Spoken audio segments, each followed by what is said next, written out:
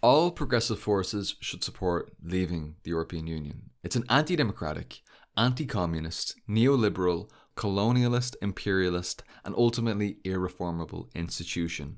And it's our job as progressives, as those on the left generally, I suppose, to help people understand these irrefutable facts and the true nature of this extraordinarily reactionary imperialist institution. Because unfortunately, we have not done that so far. The left has not put forward a coherent, clear message as to why the European Union is a bad thing, why it is bad for the international working class and oppressed masses. We haven't put that across clearly. As you've said, Nigel Farage and the far right have been very clear in their messaging. The left has pretty much just positioned itself in many ways as just being the opposite of whatever the far right is, and it hasn't put forward a consistent position on this matter, and that's what we need to do. That's what we need to address moving forward. So. Welcome to One Dime Radio. Today I am here with Comrade Paul from the YouTube channel Marxist Paul. Paul is an Irish Marxist that makes extremely based Marxist videos, education on all you need to know about Marxism, really. I just highly recommend you watch his content if you are either new to Marxism or if you are already into it and want to learn further. And today we're going to be using this knowledge and Paul's knowledge of the European Union and Ireland to talk about the European Union, specifically how the left should view the European Union. It's a touchy subject because we already know how the far right views the European Union. They tend to dislike it for very racist, sometimes anti-Semitic reasons. But should we take the liberal position that the European Union is fine? A beacon of cosmopolitanism? A beacon of democracy? Well, spoiler alert, no. The EU is a capitalist, free trade, imperialist organization. And we will get to just why that is, and maybe what an alternative could be. But before doing that, before discussing all of the many problems of the EU and the history of the EU, Paul, would you like to introduce yourself and plug your channel? Absolutely. Listen, thanks very much for having me on. It's great to be here. How are things? I hope you're all keeping well, and thanks very much for inviting me on the show. I'm really excited to be here and to be discussing this really important topic. Unfortunately, among Marxists, this question is in many cases taken for granted. But among people who are quite new to the left, they can often see the European Union as a beacon of progress. And so there's like a gaping chasm between these two positions. The Marxist position, which is quite critical, and then the new left, the baby leftist position, which, sees this as a beacon of social progress and diversity and equality and all these sorts of things. Likewise, at the same time, you made a really good point in talking about the far right. And right from the very beginning of this podcast, we need to be very clear that the criticism that we're proposing here is diametrically opposed to the reactionary, anti-immigrant, chauvinistic, racist bullshit that the far right puts out.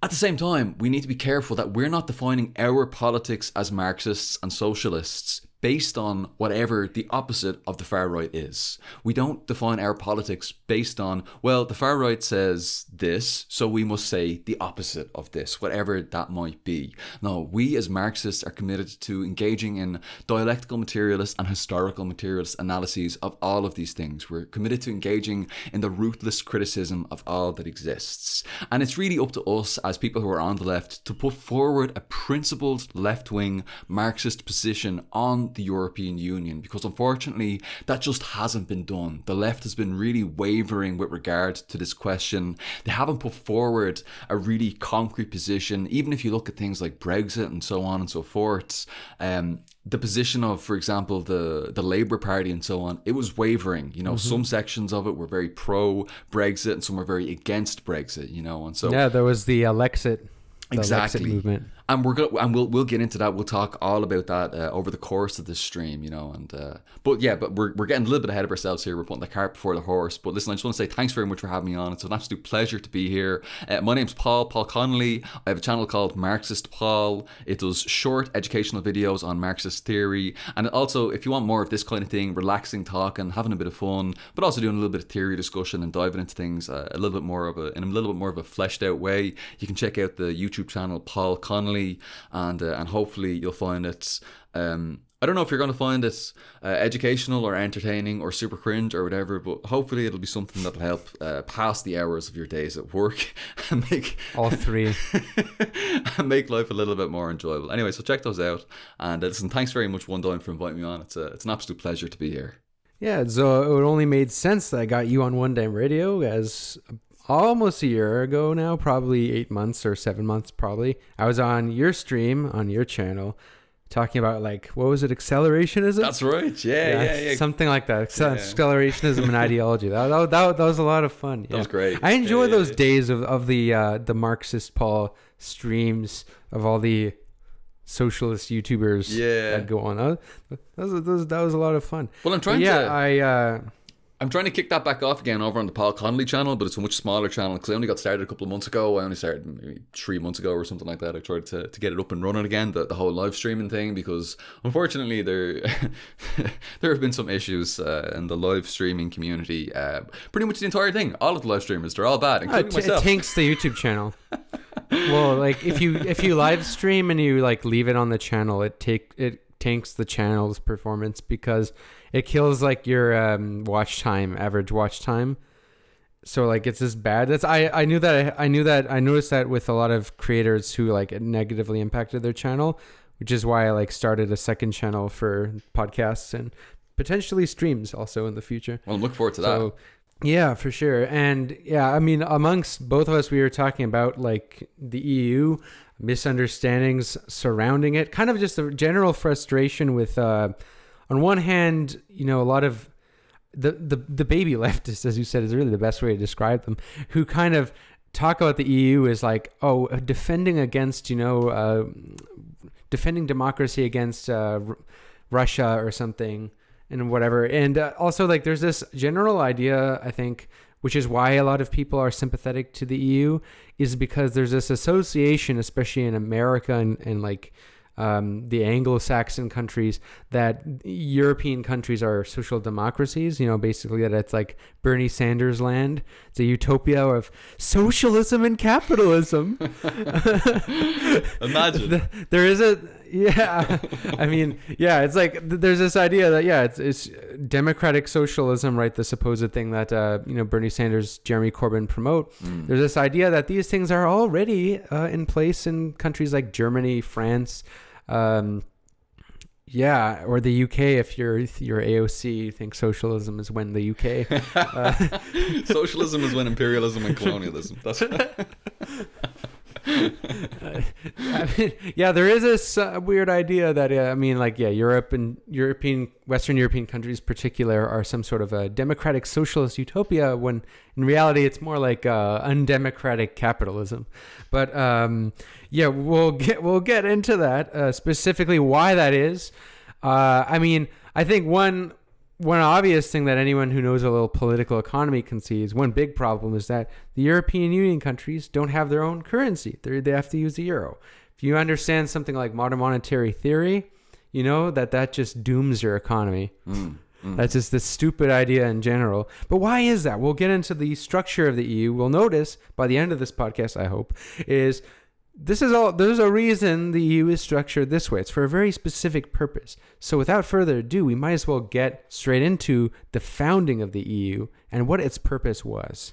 Yeah, absolutely. This is going to be a really interesting conversation. We're going to talk about imperialism, the purpose of the EU, its founding. We're going to talk about the institutionalization of neoliberalization, its neoliberal agenda. We're going to talk about how it's an anti-democratic institution. We're going to talk about the issues of currency sovereignty. And then we're going to talk about, of course, the potential of things like Lexit, as you mentioned earlier on, and what the case for that may be, and so on and so forth. So this is going to be really exciting, and I'm really interested in it.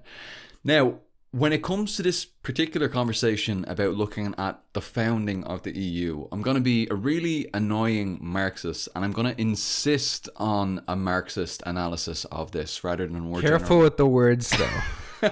Like, explain the words, because I'm gonna I'm for some people who aren't us, the idea dialectical. I have the habit of doing that too, by the way. Like, sometimes I'll say dialectical, just as a way of saying like reckoning with contradiction. Like I'll say it very casually, and people will be like, "What the hell are you talking about, man?" What the fuck is a dialectical? What are you smoking? Where can I get some? Or materialist will be like, "You're a materialist? That means you're materialistic? Why do you just love shit? Can you not just live without shit? What's your problem? Marxism is when you love stuff." But yeah, I mean, well, the first thing to clarify importantly is because we casually dropped the bomb that the EU is imperialist, which for some people will just be, I mean, we should probably actually start off with that, to be honest, is the founding of the EU and what imperialism is, because I know when someone hears the EU is imperialist, they'll be like, wait, what? They're not like an empire. Because a lot of people think imperialism is when empire. Yeah. So they'll think like imperialism, imperial Japan, the Roman Empire. They'll think it's invading. So a lot of people think like any country just like expanding. That's what it takes to be imperialist. When I mean, it's a lot more. It's not as that definition just falls apart when you actually apply it to different geopolitical circumstances. Which is why the Marxist understanding of imperialism is just a lot superior, in my opinion. So we might as well get into exactly what imperialism is from the Marxist standpoint and what its relation is with the founding of the European Union. Definitely. I think this is a really important conversation. Unfortunately, too many conversations about the European Union haven't situated this within a Marxist context. And so as a result of that, they haven't been able to draw the correct conclusions about this matter. You know, they end up falling into very liberal or conservative positions. And that's not what we want to do. We need to give people a framework to understand how to approach this question. And so with that, we're going to dive into the question of imperialism and how Marxists understand that. Now, there's a short version that I can give. I'm going to give a brief overview. If any of the aspects of this are, if you believe that they might be insufficient or unclear, or if they need to be dived into more, please let me know. I'm happy to dive into them a lot more and to flesh them out a little bit more. For the audience, I apologize. The shortened version will probably only take about 2 or 3 minutes. The long version might take about 10 or 15 minutes. But just let me know if you want me to expand on any aspect of it, and we can give ourselves a really firm base from which we can build our analysis of the European Union from. It, trust me, it's gonna pay off in the end. It's all gonna make sense later on, 20 minutes from now. And you're gonna have way better arguments against the EU than the far right, who always, like everything they do, capitulates to the lowest common denominator of explanations. So they'll scapegoat immigrants. You know, they'll very appeal to like the most backward instincts when it comes to why the EU is bad. I mean, it's already weird in general to hate an institution just because of like more diversity of people joining countries. But even if one is going to take it, like, it's just super primitive, you know, like, I don't like the brown people. Oh, and we're not even getting into like the Syrian refugee crisis versus how the Ukrainian crisis has been handled, and how like when it's white people. We can return to that whole Fortress Europa conversation later on. It really puts the whole Donald Trump Mexican wall thing.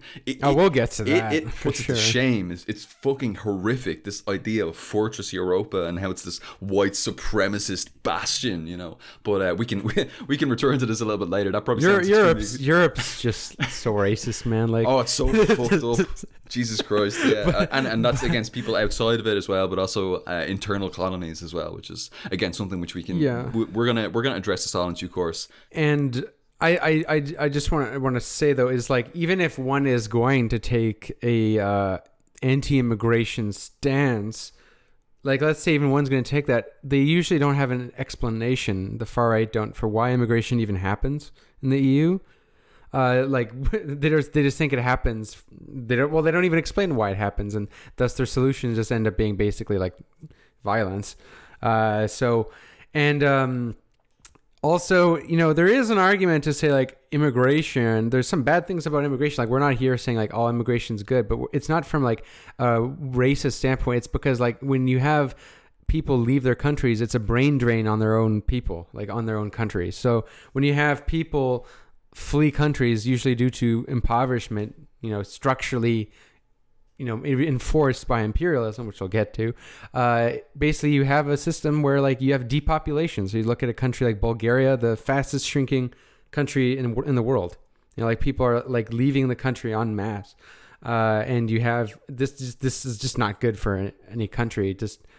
So we'll get to that. But you know, these are answers that the right simply just doesn't have these are questions that the right doesn't have answers to, and we'll get to that. And I also just want to highlight as well, like anytime we have a conversation about like immigration, there's that tendency that was mentioned earlier where you look at the far right and they're like, oh, we're anti-immigration, and so if you're on the left, then we just must be the opposite of that.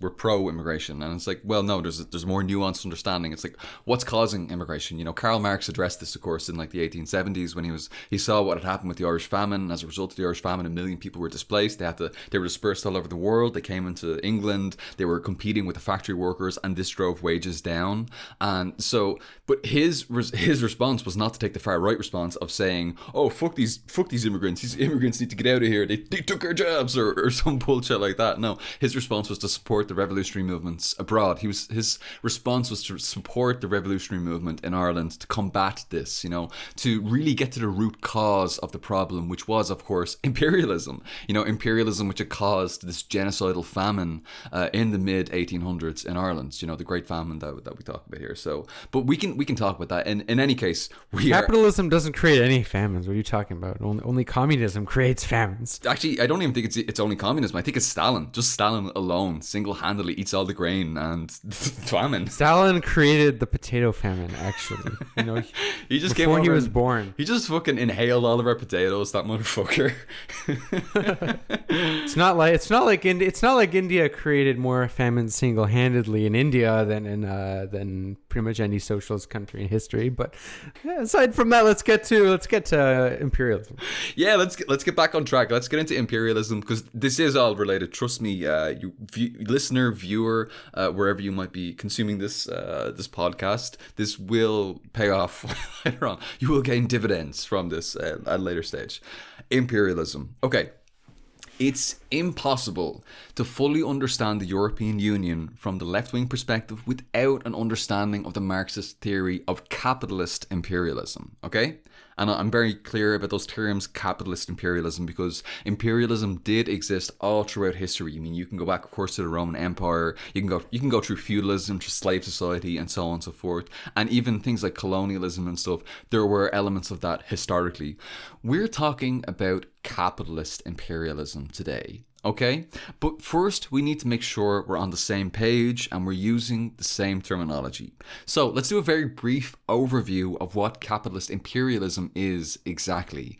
As you rightly addressed beforehand, many believe when they hear the term imperialism that we're referring to either militarism or colonialism. Now, militarism and colonialism do play a role in capitalist imperialism, but they're only secondary aspects of it, okay? When Marxists refer to capitalist imperialism, we're referring primarily to an economic mechanism, okay? Keep that in mind. It's an economic mechanism. Let's return to the conversation of capitalism so that we can understand this. There are three main stages to capitalism. 1, mercantile capitalism. 2, industrial capitalism, and you can think of your industrial revolution. And then finally, imperialist capitalism, or capitalism imperialism. So capitalist imperialism, or... And then techno-feudalism. Techno-feudalism, the next stage, of course. That's what Lenin wrote about, obviously. Take it for granted, But capitalist imperialism, or monopoly capitalism, as it's sometimes referred to, refers to the stage of capitalism that occurs after industrial capitalism, okay? This stage of capitalist imperialism emerged at the beginning of the 20th century, and it continues to this day. Now, to briefly summarize its 5 aspects, and really I'm paraphrasing Lenin from Lenin's text, Imperialism, the Highest Stage of Capitalism, he characterizes it in 5 main aspects, really. The first aspect is that free competition among capitalists has led to a concentration of production and capital, which has given way to monopolies that now play a decisive role in economic life. So rather than the early capitalism, where there was a large number of small companies, now there's a small number of large companies that work together, okay? The next stage beyond this, the second aspect of imperialism, is that industrial capital becomes merged with with bank capital, creating what's known as finance capital. Now, those who wield this finance capital, controlling both industry and the banks, merge with the bourgeois government and come to form a financial oligarchy. So, we mentioned that we have this concentration of production and capital into a fewer and fewer number of hands. This is the process of monopolization. This monopolization occurs with industrial capitalism, with the industry, they're working together in the steel factories, whatever, so on and so forth. They get together. Then a small number of businesses come to form cartels, syndicates, trusts, essentially unions for the bosses, where they can set the terms of trade, prices, and so on, and they can create monopolies among themselves. Basically crony capitalism. Man. It's exactly it. It's crony capitalism. And it's very funny, by the way, the libertarians want to sort of turn back the clock and go back to this period of not true capitalism. It's not real capitalism. But of course, because they don't have a historical materialist analysis, they don't understand that the free competition of early capitalism inevitably gives rise to this monopolization process, as the small businesses are strangled and squeezed out of the market by the big guys. Do you know what I mean? I mean, has anyone played Monopoly? Play Monopoly. That's literally what describes it. I mean, if you're in an industry, you see every industry gets dominated by like two companies. And that's capitalism. This is it. It's a game. But it's literally it. It's Netflix and it's Amazon Prime, or it's whatever. It's these guys. We all know the Coke monopolies, and Pepsi. the major monopolies that control the world right now. Mm-hmm. But importantly, right? Go off. We've got monopoly industry. We've got monopolized industry. We also have monopolized banking. The same thing happens with the banks. These more and more merge with each other. Okay. Eventually, at a certain stage of capitalism, between the transition from industrial capitalism to imperialist capitalism, the merging occurs between industrial capital and banking capital, as the banks find themselves in control of the capital of industry. And more they become the same people. They become the financial oligarchy, they come to form a single group in and of themselves, a financial oligarchy. They find themselves in positions of government. They merge with the bourgeois government. We can see examples of this, for example, with take Jack Ma in the CPC, the Chinese Communist Party.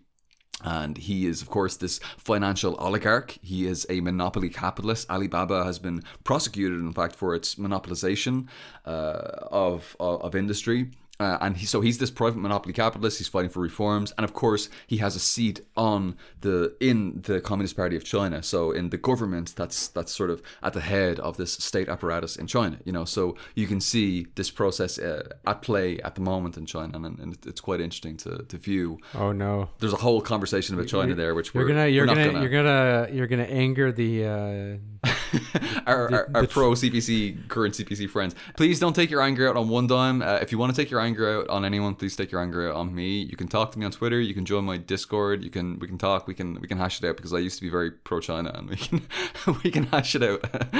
We can explain how capitalism has grown in China and what that's led to. But basically, so you have this financial oligarchy as a result. Socialism, though. What are you talking about? With Chinese it's socialism. It's socialism because they said they are socialists, so that means they're socialists. Now that I think about it, Germany in the 1930s and early 1940s also called themselves socialists. That's a compelling argument, actually.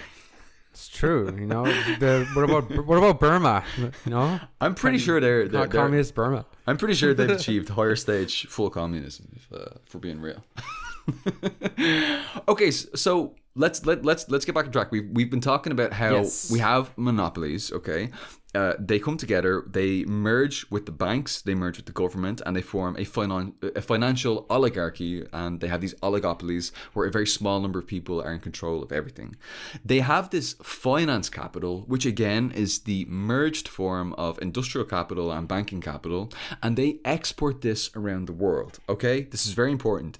Rather than just commodities being exported, now capital itself is exported around the world. This is because they have essentially used up all of the facilities within national boundaries, and capital needs to expand beyond national territory, beyond the nation state, to continue to loot and plunder the world. Okay, So those who wield this finance capital, this capital that has been accrued through industrial capitalism, through their businesses, through their industries, and also is supported by the banks through finance and so on, they export this capital around the world. And through this, they make less developed or underdeveloped countries dependent upon the imperialist powers. Now, what does that mean, export of capital as opposed to export of commodities?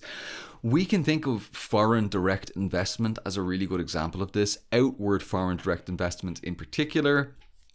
For example, the United States or Germany or France or whatever would be net exporters of capital, engaging in huge amounts of foreign direct investment in their colonies, their semi-colonies, and all of these spheres of influence that they have around the world in order to extract what we call super profits from these oppressed nations around the world. Okay?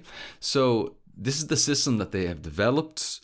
And it is very, very bad for everyone involved. I'm sorry. I know I've thrown a lot of terms at you there. Semi-colonies. Super profits. Super profits. Yeah. Does super profit just mean when it's like a very big profit? Like Super Mario? Let's just simplify it and say that these are massive profits wherein, for example, you take a cup of coffee that takes let's say the equivalent of, you're living in like North America or Europe. Let's say it costs 5 cents to make, and they can sell it for €5 or $5. So, you know what I mean? So like there's a massive markup there. You know, it takes 5 cents to produce. And that may even include the labor that's gone into it, the natural resources, you know, paying the workers, everything, transportation, everything. Yeah, super profit. Yeah, it's just super profit's basically just super exploitation in the sense that, like, if you look at, like, for example, I don't know, a Kit Kat, why is that so cheap? You know, is it really that cheap? And it's because, no, if you produced the Kit Kat in your own country, you know, it would be worth significantly less. And it's only you're able to sell it at such a cheap cost and thus get insane amounts of market share, get insane amount of sales, get insane amount of profits, mainly because you underpaid the person making that. And you did that by interfering in that country's politics, directly or indirectly. You know, indirectly, whether it be the IMF, or directly, whether it be Guatemala, and you basically install a dictator through, you know, CIA backing to install a banana monopoly of United Fruits. So it can be direct or indirect, but it's really, you know, when we say these countries that are that are victims of imperialism, that they're exploited, some, you know, like economists who don't pay attention to anything will say, well, didn't they choose that themselves? Isn't that their own laws? And it's like, well, under whose influence, right? So you see, this is how it basically works. And this is by nature kind of what we're implying too, is why it's like a stage of capitalism, is because this sort of becomes like necessary for capitalist firms to expand. You know, once they get national, they have to go international, because then they hit a certain threshold if they only are nationally. And if they're going to expand internationally, they better have the optimal conditions to make as much profits as they can, which is where, you know, the state and organizations like you mentioned facilitate the relations and the low wages, you know, through influencing governments and whatnot, so that these conditions are optimal for the capitalists to exploit people, basically. I mean, just watch Michael Parenti's speech about government, that no countries are poor. Some are just more exploited than others. Or I think something like that, but a really good speech. Yeah. Yeah, no, you're exactly right. It can be very explicit. I mean, the most explicit form of this is direct colonialism, where, you know, a country is a direct colony, like French Guiana is, you know, it's in Latin America, but it's in the European Union somehow. It's, you know, it's just north of Brazil and 2 countries over from Venezuela, but it's apparently a European Union territory with all of the benefits. It uses the euro and so on and so forth. And this is the expansion beyond national boundaries into other territories, you know. So it could be really direct like that, or it could be indirect. It could be these imperialist countries installing people into important positions within the state. For example, in Ireland, the head of on Garda Síochána, which is the Irish police force, is a guy called Drew Harris, who is an MI5 agent, you know, who works for MI5, you know, and he used to work for, like, in the 6th County Statelet, he used to work there. But so he's actually acting on behalf of British capital to keep Irish people, you know, in our place, you know, and this happens all throughout government, the installation of people to suit imperialist agendas and facilitate this super exploitation that occurs, you know, between the imperialists and the colonies and the semi-colonies, you know, which, and by the way, that's in the supposedly independent Republic of Ireland, which actually in reality is a semi-colony. But that's a different conversation, so we can get into that at a different stage. And this is, it's also worth saying, like, what differentiates it from colonialism too is that often it'll be the bourgeoisie of that country that facilitates the imperialism, meaning that they will, like, for example, like the ruling class of Mexico will want imperialism in a certain sense because they get a large share of those profits. You know, obviously Americans will get a large share of it too, but often it'll be like the ruling class of that country and the ruling class of the imperialist countries collaborate to exploit that country, if that makes sense. So it's not always, whereas colonialism, it's much more like direct, like, you know, you have like for example, the British East India Company literally controlled, which part of India was it again? Bengal, yeah, I think was entirely ruled by a corporation, which is crazy, and caused a famine or two.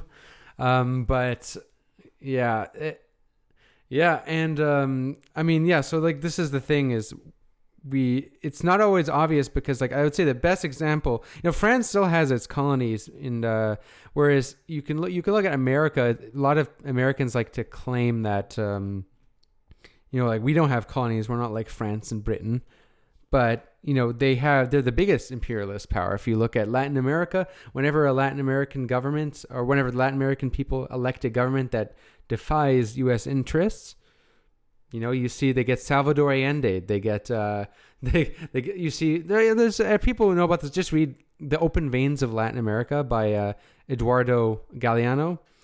It talks about imperialism and in Latin America. Basically, just says everything we're saying, but like specifically Latin America, whereas we're focusing on European Union, which it's related, but and very similar. There are very similar dynamics as well going on as well on the EU side. But I will also say that, you know, these are also, of course, Latin America is semi-colonized by the United States in a plethora of ways. As you said, Salvador Allende has overthrown these democratically elected leaders are overthrown, of course, by U.S. imperialism. But there are, of course, also, you know, actual direct colonies like Guam. You know, Guam is, of course, an actual old-style colonialism that actually, you know, still exists to this day. There is old-style colonialism that still exists. Puerto Rico, exactly. Some would argue Hawaii as well. So these colonies do still exist. It's just it's taken a different form. The essence remains the same, but the form has changed. You know, so I think that's an important point. It's still colonialism. It's just under a different guise, and that's why sometimes we talk about old style colonialism, and today we talk about more so neo-colonialism. You know, but we can return to that because that's actually an important aspect of imperialism. You know, so let's just quickly recap on what we've got so far. So, with the 3 stages we've gone through so far of imperialism, we've got the free competition among capitalists has led to a concentration of production and capital, which has given way to monopolies that now play a decisive role in economic life. Industrial capital has merged with banking capital to create what's known as finance capital, and those who wield this finance capital, controlling both industry and the banks, merge with the bourgeois government and come to form a financial oligarchy. Rather than commodities just being exported, rather than just basic trade across boundaries, now capital itself is exported around the world, mainly through foreign direct investment, through buying up mines in this or that country and extracting resources and sending it back to imperial core countries and so on and so forth, okay? Beyond this, these are 3 characteristics. There's the 4th characteristic and the 5th characteristic. The 4th characteristic is that international monopolist capitalist associations are formed in order to share out the world among themselves and divvy up the loot globally. Now, what the fuck do I mean by that? What is an international capitalist association? or an international monopolist capitalist association. The EU. Exactly, the EU. This is literally it. Bang on. You hit the nail on the head. Exactly. Another example for people who don't know that much about the EU, we can look at the IMF, we can look at the World Bank, and so on and so forth. People might say, well, hang on a minute now, the IMF and the World Bank are participated in by pretty much all the countries in the world, but like most of the countries, the vast majority, like over 180 countries are part of these institutions. Yeah, that's well and good to say, but of course the United States has over 17% voting rights in these, and you can imagine the 17%, and then the other 180 countries plus have to divvy up the 87% or 83%, excuse me, between themselves. You can imagine that the United States has an extremely unfair share of votes within these institutions, and through this way they can force countries basically to enact policies that are beneficial to their own imperialist interests. They can get them to institute structural adjustment programs which basically open up the veins of these countries to foreign imperialism. So opening it up and saying, hey, you've got to keep your country open so that we can buy up these mines, we can build these roads, yeah, okay, but that's pretty much just to facilitate the imperialist exploitation, the loot and plunder of these countries. Structural adjustment is basically double speak for let us exploit you as much as possible and don't let workers rebel. No minimum wage. Yeah. That's what it is. And the fifth point of imperialism, the fifth characteristic of imperialism, is that the territorial division of the world between the great capitalist imperialist powers is completed through colonialism, neo-colonialism, and so on. So that's very much tied into what we've been talking about already. So historically, when this was occurring, when we transitioned from industrial capitalism, I'm talking on a global scale here, when we transitioned dominantly across the world from industrial capitalism to imperialist capitalism, we saw the scramble for Africa, and we saw the division, the carving up of the continent of Africa, and of course Latin America happened before that, but we saw this carving up between the imperialist powers. You guys get this, these guys get that, and so on and so forth. Colonialism was the dominant way of territorially dividing the world at that stage in time. Today it's mostly through semi-colonialism or neo-colonialism, and carving up these spheres of influence, and it's very much, as you said, it's basically using soft power, and sometimes not so soft power, to, for example, overthrow democratically elected governments in Latin America, or instill puppets into state apparatuses in Ireland, like at the top of the Irish police force, and so on and so forth, on behalf of Britain, and so on and so forth. So this is how neo-colonialism functions today, Those are the 5 characteristics. Okay, so again, just to briefly revise those, and we're going to dive into the European Union's foundation and how this occurs based on these 5 characteristics. It is important that we keep these in mind. Again, free competition has given way to monopolies. With these monopolies, we've got monopolized industrial capital and monopolized banking capital, which is now merged to create finance capital, which has created what's known as a financial oligarchy. This financial oligarchy exports its finance capital around the world. Think foreign direct investments in terms of capitalist or bourgeois language. And then these financial oligarchs use international monopolist capitalist associations to share out the world among themselves and divvy up the loot globally. This causes the territorial division of the entire world between the great capitalist powers via colonialism, neo-colonialism, and so on. These are the 5 characteristics of capitalist imperialism. Now, please, I know there's so much there that might need to be listened back to about 10 times. I'm not sure. One time, would you like me to expand on any of those aspects? I think I think a lot of people might actually get that. I think where a lot of people will be confused is, how does this apply to the EU? I thought the EU was Bernie Sanders' land, which we'll get to. But I think what's worth also saying is why. First of all, it's important to establish that Marxism is a field of study rather than like a religious doctrine made by one guy, right? So imperialism isn't a thing that Marx really wrote very much about, mainly because it developed much more acutely after his death.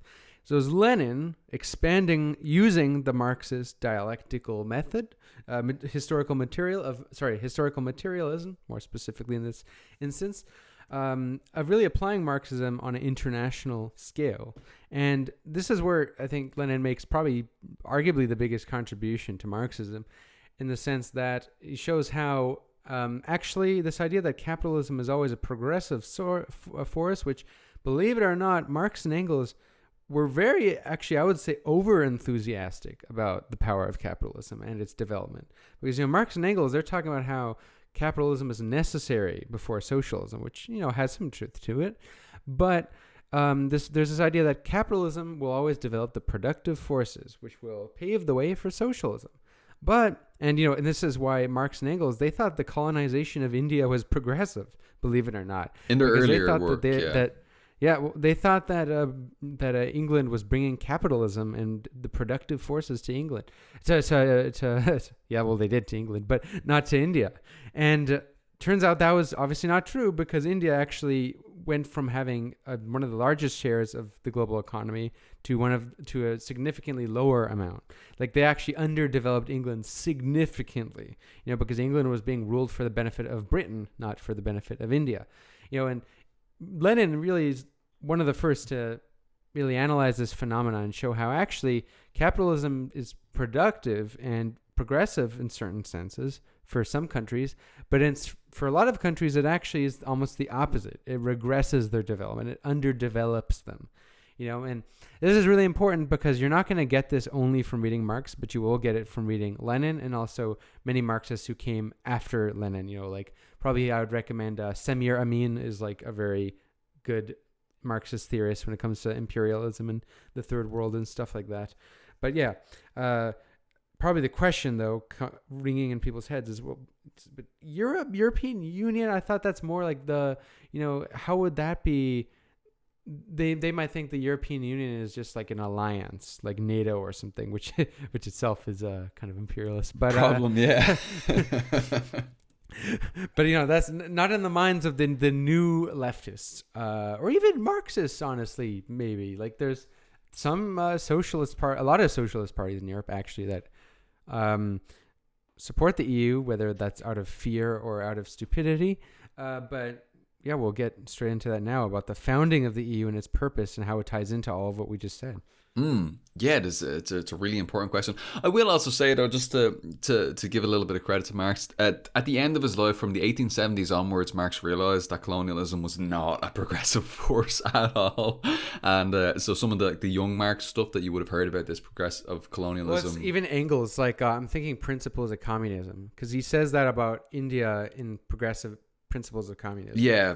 Later on, this stuff kind of it's revealed that no, that was incorrect. But yeah, it is really from Lenin onwards that you start to see a real turnaround and say, actually, no, hang on, maybe this wasn't 100% correct. Maybe the historical materialist understanding of the very rigid stages from primitive communism to slave society to feudalism to capitalism to socialism to communism, maybe that isn't 100% rigidly true in every case and every time. And of course, this was proven true by, I would say, the Chinese Revolution, where it was very much, rather than being based in the industrial proletariat, it was a lot more peasant focused, and from there they were able to build socialism in that direction. So I think the Chinese Revolution really does, I suppose, refute getting the ahead notion. of yourself there. Yeah, sorry, we're jumping. That's a very big topic. That's a big topic probably for an entire different podcast. But yeah, let's get back on track and let's talk about the origins of the European Union and how this relates to the five aspects of imperialism that we talked about so far. Okay, so now that we've briefly covered the general Marxist theory of capitalist imperialism, we can look at where the European Union fits into this, where it fits into this theory, So for those who've been paying attention, and paying attention to one dime, of course, you'll note that the European Union corresponds almost word for word with the fourth aspect of the Marxist theory of imperialism. It is an international monopolist capitalist association that's set up by the imperialist bourgeoisie to manage monopolies beyond national boundaries and to facilitate the exploitation of the oppressed nations of the world, including both outside the European Union and indeed even certain countries within the European Union. Okay? There's a lot there. Let's take a step back and look at how the European Union came to be, and then we can see how it corresponds to these stages. Okay? So, in the wake of the Second World War, an inter-imperialist war for the redivision of the world, which is something Lenin talked about a little bit in Imperialism, the Highest Stage of Capitalism, Europe was in ruins. However, as the war didn't take place on US soil, with the exception of Pearl Harbor, the United States was able to get through it relatively unscathed, and most of its financial resources were intact. It was able to thus emerge from the Second World War as the global capitalist imperialist hegemon. Okay? Compared to the war-torn decimated Europe, the US was incredibly wealthy, but the US needed to ensure that it still had allies and markets to trade with against the rising threat of the Soviets spreading from the east. So, in order to maintain imperialist allies, to capture the markets of Europe, to restore Western capitalism and thwart the rise of socialism, the United States pumped over $15 billion into rebuilding Europe through what's known as the Marshall Plan, or the European Recovery Programme.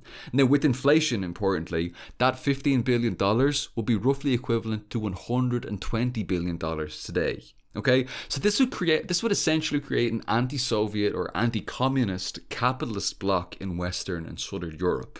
Okay, but now, just in terms of where those $15 billion went, it wasn't distributed equally among the European countries. The primary recipients of the Marshall Plan aid were the UK, receiving approximately 50% of the funds, West Germany receiving approximately 12% of the funds, and that's significant because West Germany was an important stronghold for the United States. They considered it to be a very important capitalist ally because, as we know, the communists suffered a pretty bad experience under Nazi Germany prior to this. So there wasn't a really strong communist movement. So West Germany was very, very important to the US imperialists, you know.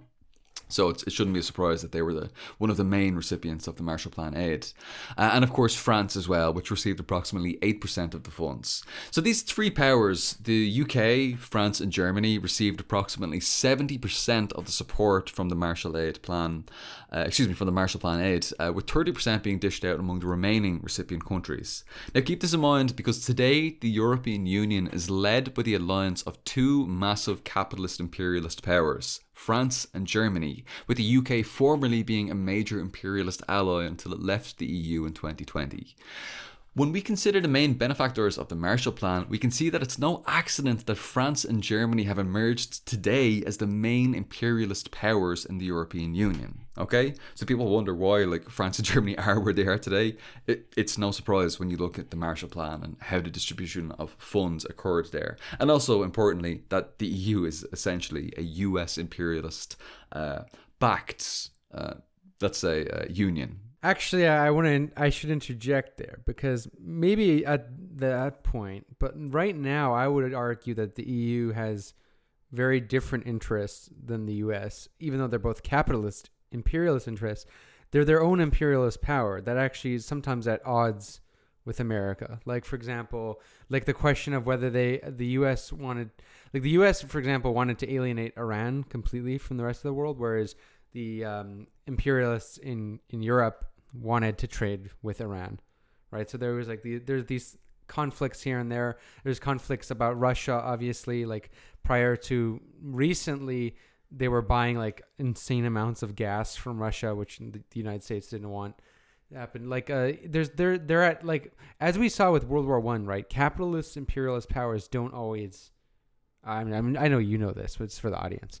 But capitalist imperialist powers don't always get along, you know, and we saw that we see that with World War I, World War II, but most obvious with World War I, because in World War I there was no communist countries. They were all capitalists. And you have now with the Russia-Ukraine conflict, not to get too much into that obviously, but you see capitalist countries, they're not always aligned at all. You know, they are very self-destructive in many ways. And we'll get how to EU is sort of developed in a way to kind of rebuild European imperialism, which is what you're alluding to, because after World War II, European capitalism, their position from what they were previously was just completely diminished compared to the American position, which was just at a new level of hegemony. Yeah, exactly. That's right. Yeah, European imperialism definitely has got back up on its feet and is now, in some ways, challenging U.S. imperialism. But we're looking at the historical aspect, and historically, it was very much backed by the United States. Yes. Now that it's back on its feet, it's able to stand up to the United States in some regards, but they are very much in bed with each other and intertwined in many ways still. So. But perhaps in the next 10 to 20 years, we may see some sort of break between the imperialist powers. Let's see how things go. I don't have my accelerationist for Trump. This joke. No, but for real though, like Trump disturbed the alliance between like the American imperialists and the European imperialists. Like, I don't know, for anyone who hasn't watched, like watch Prolicalt's History is Marching. He has he's a YouTuber, Marxist YouTuber. He has a great documentary about imperialism. And about like how the U.S. imperialists and European imperialists have like their little conflicts. It's really interesting stuff. It's fantastic. And I couldn't recommend Prolicult more. It's a fantastic channel and everybody needs to go and give them some love. Absolutely fantastic work there. Great documentaries. Yeah. So, with this Marshall Plan, various countries in southern and western Europe began to rebuild capitalism in their countries and abroad. The process of capital concentration into fewer and fewer hands, typical of this transition that we talked about earlier, from free competition to monopoly capitalism, this once again occurred with the formation of cartels, trusts, syndicates, and so on among the large capitalist powers in order to monopolise and corner markets. Now, of course, this occurred at the national level, but it also occurred across the borders that were standing in the way of the maximization of profit. To this end, the European Coal and Steel Community, or ECSC, the earliest precursor to the European Union, was established in 1951 by the Treaty of Paris to regulate the coal and steel industries of West Germany, France, Italy, Luxembourg, the Netherlands, and Belgium.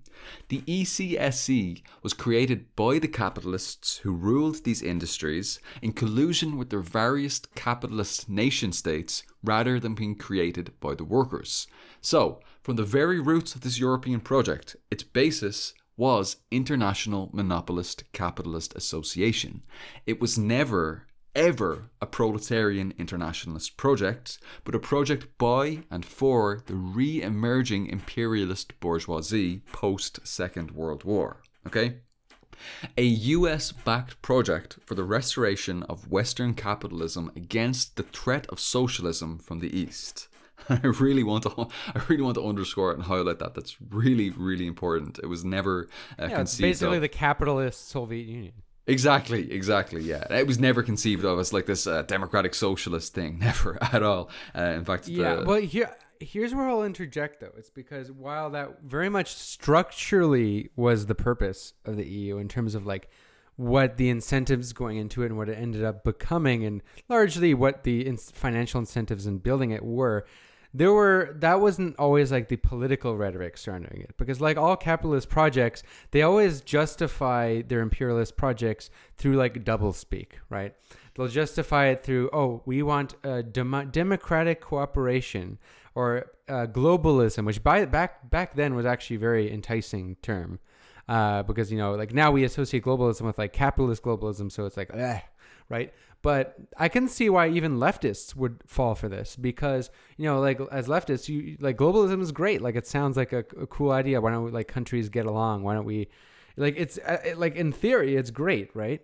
But this was used more so for like globalism of corporations to run wherever they want, whereas previously they had all sort of borders like tariffs, things that would obstacles that would really prevent capital from going from country to country so freely and drawing profits from different places, which we'll get into more later with like capital controls and stuff like that. But it's worth highlighting that like actually prominent quote unquote leftists supported the construction of the European Union on a kind of strange political basis. Like, for example, François Mitterrand in France, president of France, elected in 1982, I believe, in power for almost 20 years. Not 20, he was in power for a while, but François Mitterrand, prior to the EU being built, he was enthusiastic about the idea. This was before like European Union formally was built, but he was like enthusiastic about the idea because he saw it as like this like internationalist, and this is, keep in mind, this is like a quote unquote self-described socialist who was elected, which, it was social democracy. We'd call it social democracy here. but it was much more radical compared to what France has now with Macron, and people, more importantly, people who followed him, who voted for him, really bought into the EU, including actually some later members of the Frankfurt School, like theorists not the Marxist ones, but Jürgen Habermas, by no means a right winger, was very enthusiastic about the EU. I'm sure you had a lot of other leftists too who kind of were enthusiastic about it, and that's mainly because they fell for this doublespeak that is, internationalism and stuff like that. But we see structurally, if you look at the incentives, the money going into the EU, and more importantly, what it just manifested into, it's not a project that had good intentions and became evil. It was intentionally always a capitalist imperialist project. And that's what we want to make so clear here, is that it's not like something you can just magically reform. You can't just say, we want a nicer EU. Its very existence is built upon capitalist imperialism. 100%, and I totally agree with that, and we will dive into the precisely what those structures are and how they institutionalize neoliberalism and anti-communism and just being anti-democracy in general. We're gonna dive into that. I think it's a really important subject. But you've also alluded to something that's really, really important, because all activity at the economic base, and we've been talking about economic imperialism, all activity at the economic base, it generates its corresponding superstructural justifying ideology. The justifying ideology of the European Union is, of course, not to restore and protect Western capitalist imperialism, to capture markets, to facilitate super exploitation internally and externally, and to fight the rise of socialism, but rather the ideology that it promotes is a peace project. This is just a peace project to ensure that nothing like the Second World War ever happens again. No more war. Of course, that is no more war on European soil. Which is partially true, right? But it's not for any humanitarian purpose. It's more because war is actually, while it might be good for some sections of capital, right? Definitely is for some sections of capital. It's by and large not great for, capitalist countries. It's usually a failure, which is perverse, right? Because capitalism is the system that seems to incentivize war, which it does. But, it's not something they want, right? They capitalists do want stability. When something works, they want to keep it, So, and in Europe's case, which Europe was one of the most chaotic places, probably the most chaotic continent ever, honestly. The European Union is this project of capitalists to be let's restore imperialism and prevent it from European supremacy from eating itself, like it did in the two world wars. Well, that's exactly what it is. It's let's maintain European supremacy. It presents itself as no more war, but really it means no more war on European soil. War outside the confines of so-called Fortress Europa is a-okay, providing, of course, that it advances Western capitalist imperialist interests. So that's just a side point. We'll get back into this whole idea of Fortress Europa a little bit later on, but it is an important aspect. Okay, so we got to the point where we said that, of course, we have this US-backed project for the restoration of Western capitalism against the threat of socialism from the East. Now, expanding beyond just the monopolization and regulation of the coal and steel industries, the more industrially expansive European Economic Community, or EEC, was established in 1957 with the Treaty of Rome. While each of the member states of the original EEC were re-emerging capitalist imperialist nations in their own right, the EEC began to admit membership to underdeveloped countries that were politically useful from the 1970s onwards. For example, Ireland was admitted entrance to the EEC in 1975 to function as the resident tax haven for the European imperialist powers. And of course, this very much continues to this day. The European Union, as we know today, came into existence in 1992 with the signing of the Maastricht Treaty, which in turn came into force in the following year in 1993. And this brings us to the current stage of this anti-democratic, neoliberal, white supremacist Fortress Europa, this international monopolist capitalist association comprised of 7 primary institutions whose primary purpose is to protect Western capitalist imperialism and facilitate the exploitation of the oppressed masses of the world. And by the way, that includes A, the exploitation of countries outside of the EU, and B, exploitation of countries and nations within the EU, that is internal colonies and semi-colonies. And some examples of the semi-colonies might be Poland, Greece, Portugal, Ireland, and of course there are full colonies like the aforementioned French Guiana in Latin America, just north of Brazil, and so on and so forth. So that's an important point as well, just to highlight as well, because people often think of the European Union, when they start to understand it as being imperialist, they'll see it as an imperialist bloc, but it is important to note that there are internal colonies and semi-colonies within the confines of the European Union. Yeah. So I think that brings us up to today. I'm not sure if you had any points on that or any thoughts on that you wanted to express before we push forward. Yeah, and what it means by internal colonies is that the countries in the European Union not only exploit countries like in Africa, in Latin America, but they exploit each other, which is really important to note. And you see this on pretty much all levels to a certain extent, but you can see it more acutely with uneven levels of development. And this is clear if you just look at how some countries in the EU clearly benefit more than others. You look at France and Germany, they do fairly well. Then you look at countries like Poland, Ireland, Greece, and even Portugal, who really struggle significantly. And you also have economies in the EU that might, on paper have like high amounts of economic growth, but they're very overwhelmingly in one sector. Like, for example, Spain has like a real estate bubble because people throughout Europe, buy up Spanish real estate, but it has a very high unemployment rate because due to a lack of industry there. Also, without getting too ahead of myself, but like you have uneven levels of development also because by nature, this type of system, as we alluded to, incentivizes wages to be cut as much as possible to invite foreign investment, right? Because when you have like a system like this, it basically creates a system where capitalists can pick and choose where to bring their money. When you have that, you have an incentive to essentially cut benefits and create the most favorable conditions for capitalists as opposed to the working class. Yeah, nail meat head. Nail meat head, 100%. And we're going to dive into that. We're going to dive into capital controls, currency sovereignty, and so on. I think in the next section, as we really dive into how the EU institutionalizes neoliberalism.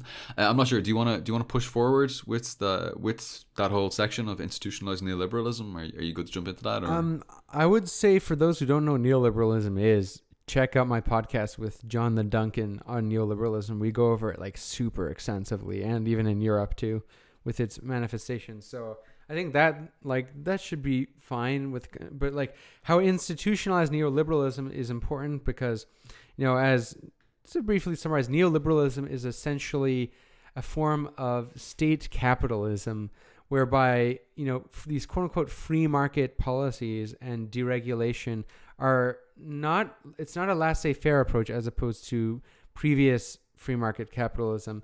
It's very much guided by the state, but for the corporations. You can look at with neoliberalism is very, very statist. And with the case of the EU, you have like these super organizations like the EU who create laws, that make neoliberalism inescapable. There's this quote from Yanis Varoufakis, economist. He used to be a finance minister of Greece, who got totally screwed over by the EU. Is that in the EU, political elections cannot dictate economic policy. Why is that? Because the way it's structured is that you literally can't do things like, for example, try to tax the rich. When in France they tried to tax the rich, what did the rich do? They went to Belgium. Yeah, they just go different places, and this is due to various reasons, but like there's all sort of laws that the EU has that basically institutionalizes a system of deregulation, low regulation on business, of subsidization of business, and of basically profit maximization. And we might as well get straight into like capital controls, because that's like a key mechanism in which the EU creates favorable conditions for capitalists. And then after, we can maybe jump into currency sovereignty, which is a big one.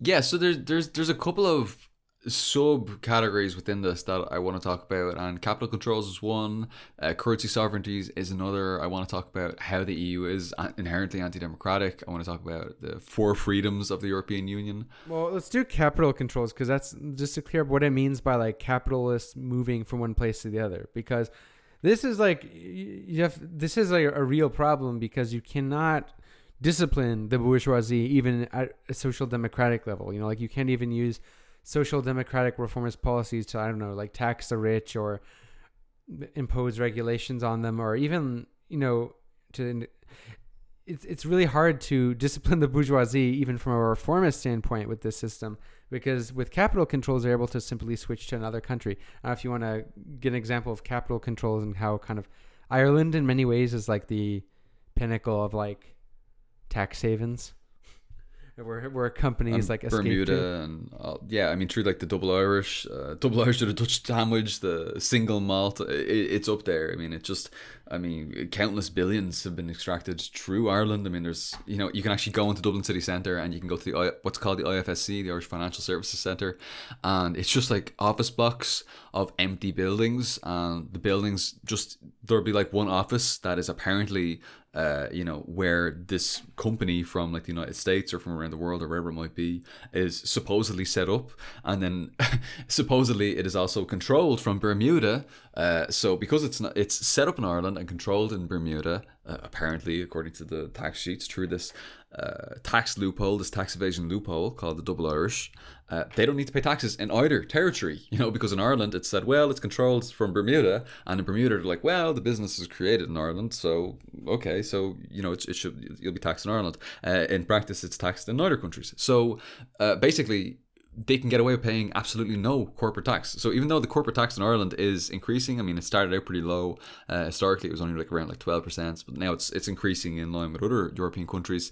But in reality, the actual corporate tax that's being paid is between 0 and 2%. That's the actual reality for these multinational, transnational corporations, and there's over 1,500 of them that are located in Ireland and taking advantage of this scheme. You know, now that particular loophole has been closed as of 2020, but there's a million variations of that particular tax avoidance scheme called the double Irish, and there's a bunch of different versions of it, and all they need to do is tweak one thing and then they can get away with it again. So but that's how the Irish comprador bourgeoisie is set up. It's set up to serve imperialist interests, and of course it even went to bat to defend Apple from paying 13 billion euros in taxes.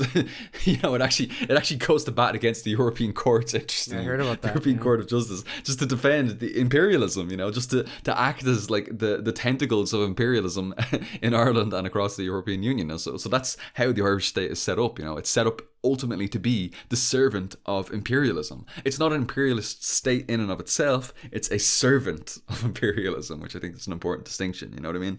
It's not like as though there's there's not some national bourgeoisie here who's actually fighting for its own interests. No, they're like, fuck it, let's just fight for the imperialists, let's fight for the Yanks, let's fight for the Brits. Whatever imperialist is going to pay the highest amount, we'll look out for them, and we'll fight for them, even if that means going to court and not getting taxes that could be used to fund to help solve our own housing crisis, or, you know, our own healthcare issues, or whatever it may be. But anyway, we're getting a little bit off track there. It's useful to mention capital controls, and there's a book I'd recommend called Bad Samaritans by the economist Ha-Chun Chang. And really, you notice that any actually successful capitalist country, like it was successful in the sense that it actually reduces poverty, has capital controls. Like, for example, China, Vietnam, South Korea. Well, South Korea maybe not anymore, but at one point they did. Singapore all had capital controls. And what does this mean? So, like, for example, you with a country with capital controls, there's restrictions to, you can't just invest in their companies through the stock market, let's say, and then once they hit a certain high, to sell them right away and take your money, right? Because this allows, like, finance capital, people like investors, to really exploit the shit out of countries. And this is kind of what happened to Chile and Mexico, is they had huge amounts of capital flow into the country only to fly out really fast, you know. And this basically makes these countries at the mercy of capitalists, and capitalists can, you know, reap the rewards but not face the risks. So like there's usually with capital controls, there's a restrictions on how long you need to actually have the investment in like that country, before you can sell it. There's like a time limit before you can sell it. There's also usually taxes.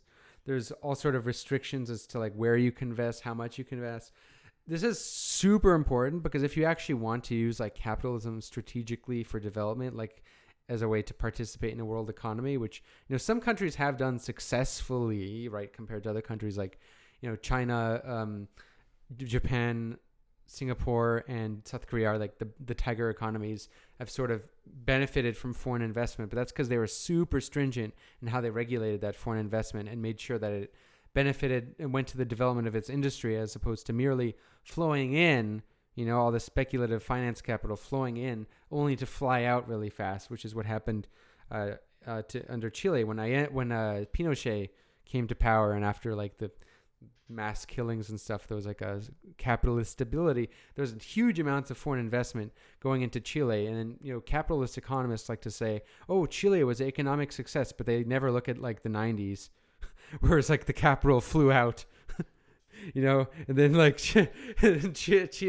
like just never really had that like miracle economy in the same way that like Japan or China has, where they're very like tightly regulated with a state capitalist model. And this is the importance of like neoliberalism is all about, capitalism at the end of the day creates a ruling class where the benefactors, the utmost benefactors are capitalists.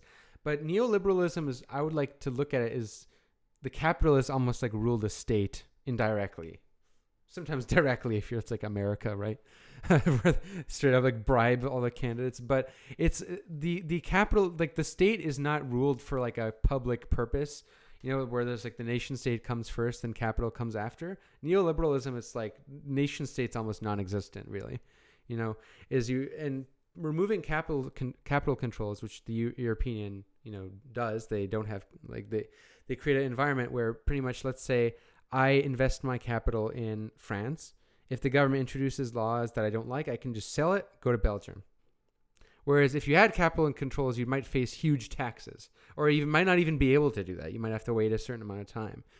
So this is like huge, because if capitalism is going to have like these benefits of developing the productive forces, which it can, it has to be directed and made that way. Whereas if you have a system where there's no capital controls, it's literally for the benefit of the capitalists and no one else. Like you're not going to develop any productive forces, really. And it's really important that people understand like what the European Union is. And, when we talked about this before, I think I alluded to this earlier on, we talked about the so-called 4 freedoms of the European Union. That is the free movement of goods, services, capital, and persons, So these so-called freedoms, quote, in massive quotation marks, these ensure that all member states remain open for capital, And of course, this is proving particularly useful for the EU's exploitation of its internal colonies and semi-colonies, to which huge amounts of capital via foreign direct investment and consequently extraction of huge amounts of profits occurs, with, of course, the aforementioned free movement of capital, which is then which can then be filtered through these tax havens like Ireland, through tax avoidance mechanisms like the so-called double Irish, which you talked about earlier, the single malt, and so on, so the taxes don't need to be paid on these super profits. So this is really, really important when we come to the conversation about capital control laws. The 4 freedoms of the European Union single market prohibits any capital controls in all but extreme circumstances. So basically, capital controls can only be enacted at the European Council and European Commission's discretion. Once again, this points to, as was alluded to earlier, this anti-democratic nature of the European Union. There have been a couple of exceptions to this prohibition over the past few years, over the past 15 years in particular, particularly coming out of crises, over the past 15 years in Iceland, in Cyprus, in Greece, particularly in the wake of the 2008 banking crisis and so on. But as a general rule, capital controls are prohibited in order to keep countries open to foreign direct investment, so that capitalists can siphon wealth out of these countries and extract their returns. And of course, this is very apparent within the semi-colonies within the European Union, such as Poland, Ireland, Greece, Portugal, and so on. And of course, we talked about the old-style colonies like French Guiana and Latin America and so on and so forth. So yeah, look, this prohibition on capital control, it's just another means of preventing anything that may inhibit imperialist exploitation by moving in a more socialistic, or let's be honest, even social democratic direction.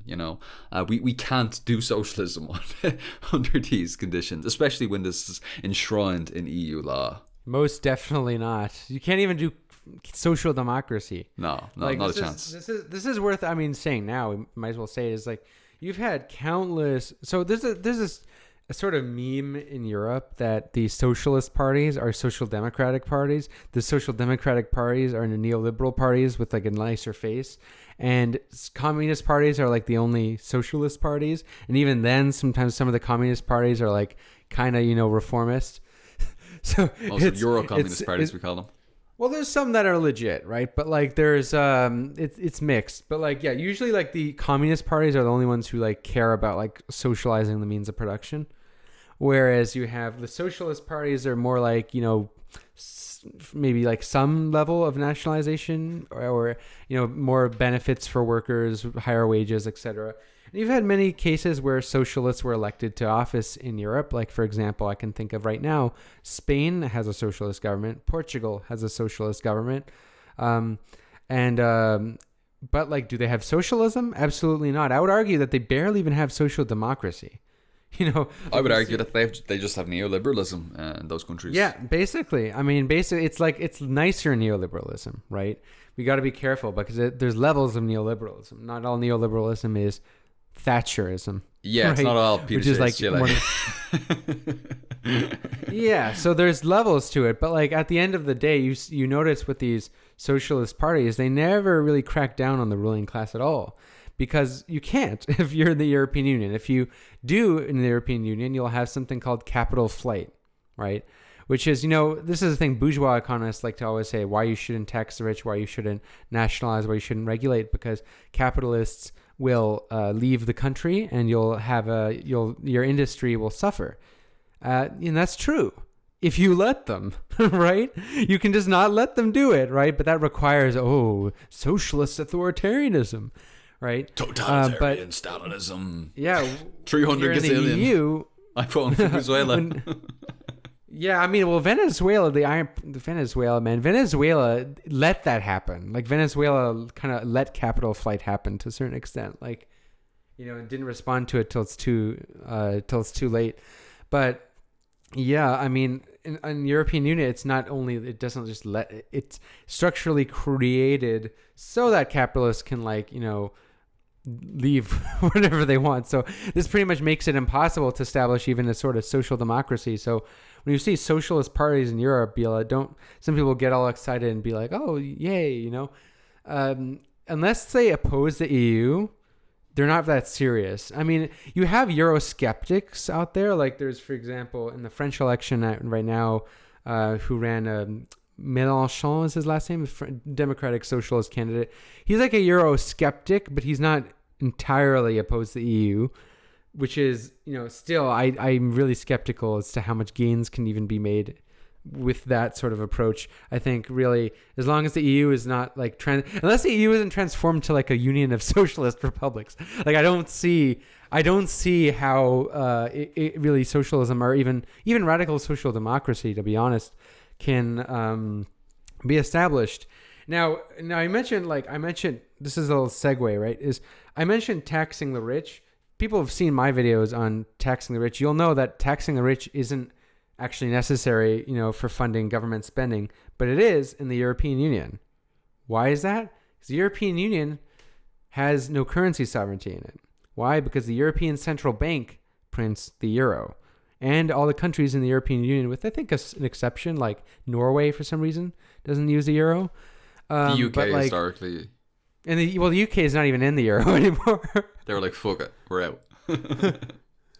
Yeah, and that's weird because Britain was like the only place in the EU that actually had like currency sovereignty and didn't have. It's so weird, man. But like not having currency sovereignty is a pretty terrible thing because if people watch my videos on modern monetary theory, this is pretty much how, like, if whoever controls the currency controls how people are fed, controls your policies, it controls everything. I mean, money makes the world go around, right? And if you can't, at the end of the day, who prints the euro is a European Central Bank, the ECB, and that's influenced by on paper all of the European countries, but in reality mostly Germany and France, and German French bourgeoisie, that is, and really what happens when you can't print your own currency, you got to get that currency from somewhere. You got to really primarily rely on taxes. And if you can't tax the rich, because if you tax the rich, they'll just go to somewhere else in the European Union where they don't, tax the rich very highly. Like, when France tried to raise taxes on the rich, they just went to Belgium and Ireland. So where do you get the monies? Well, they don't. Okay, so they either tax the poor people, they tax the working class, or they just cut the programs, which is what we've been seeing. Probably, I would argue, austerity in the European Union has been even worse than austerity in, like, the United States, to a certain extent, right? Like, at least in recent years, like post-2008 crash.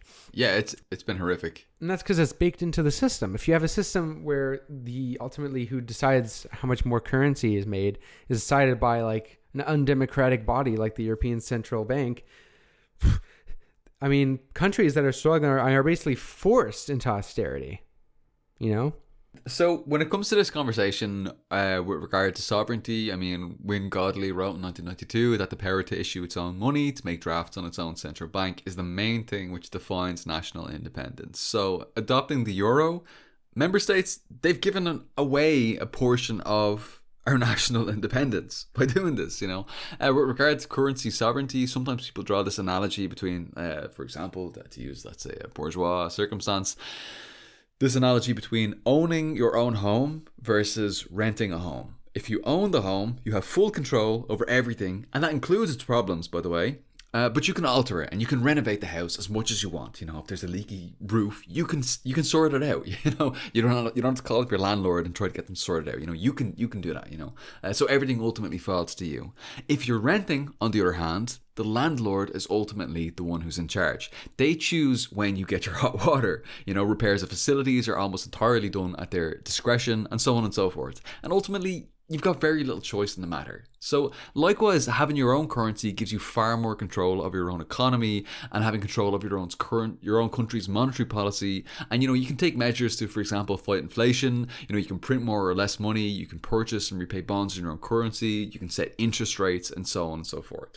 These are all really, really important. You forgot the only one that seems to actually work, and that's price control. And price controls, exactly. And price controls. Yeah, like price controls historically like the main thing that seems to actually fight inflation, as opposed to interest rates actually have almost no relationship to inflation. Interestingly, like the more I looked into it, it actually makes it worse. But yeah, I mean, but even that, as we mentioned, like price controls are also a thing that's pretty looked down upon by the EU, because the EU is for maximizing the well-being of capitalists. So things like price controls, like the capitalists are not going to like that, because that means they can't charge as much money as they want. Inflation is set by price setters at the end of the day, and if they're allowed to set prices how they want, they will. And, if there's price controls in a certain country, which there still is, like Portugal has some level of price controls. Definitely they have a bit of rent control going on still. But like it's at a very limited degree, because they're not going to be able to have price controls like, let's say, in the USSR, where like bread was extremely cheap and all sort of basic necessities were cheap. That's never going to happen in the European Union. No, you can't. You can't run at a deficit. That shit's illegal by EU law.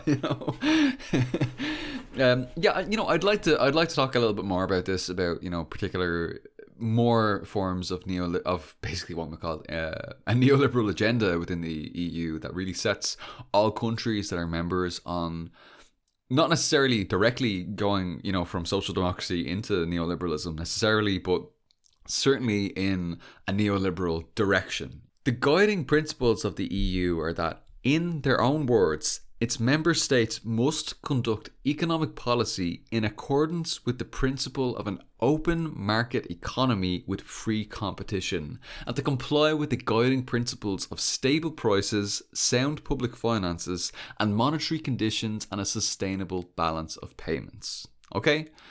Going as far back as 1957, the treaty establishing the European Community, now known as the Treaty on the Functioning of the European Union, or TFEU, includes a classic neoliberal article such as, many classic neoliberal articles, such as Article 81, which prohibits any government intervention in the economy which, quote, may affect trade between member states. Okay, so that's completely prohibited. Article 107, which prohibits state aid to strategic national industries. Article 121, which gives the European Council and the European Commission, both unelected bodies, by the way, the right to, quote, formulate the broad guidelines of the economic policies of the member states of the Union. Article 126, which regulates the disciplinary measures to be adopted in case of excessive deficit. Again, you can't do deficits, you can't run a deficit in the EU. And of course, Article 151, which states that the EU's labour and social policy shall take account of the need to, quote, maintain the competitiveness of the Union economy. Okay, so basically the treaties create a context wherein state aid, public procurement and nationalizations are all essentially illegal under EU law except under exceptional circumstances. This is the institutionalization of neoliberalism. I mean, this is like what Yanis Varoufakis talked about with the whole Greek experience, is you had in Greece, you had a reformist, social democratic government elected that inherited a huge debt from the past. And as you mentioned, like deficits are completely prohibited basically in the European Union, even though they do run deficits. But the problem is like normally with a deficit, what would you do if you had your own currency? It doesn't matter because it's in your own currency. Japan has a debt to GDP ratio of over 200%. It doesn't care. It's all in yen, right? But if you're Greece and you have a deficit in the European Union, the European Central Bank can say, if you want more euros, you have to do these cuts.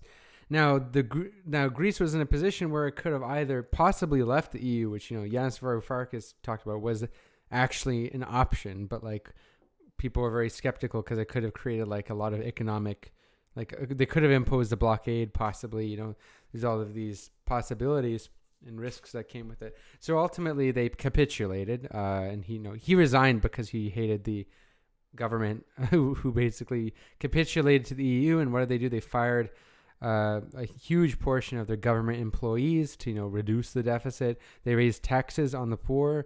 They, basically, structural adjustment, which is a way of saying punishing the poor. Structural adjustment. Don't you hate their fucking neologisms? They're terrible.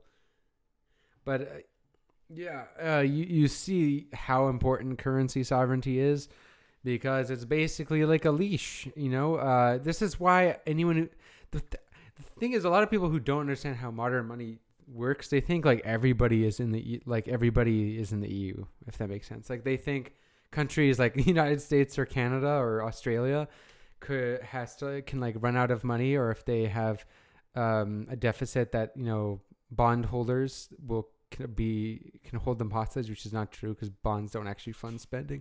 But in the EU though, that's actually true, and you see how disastrous that actually is.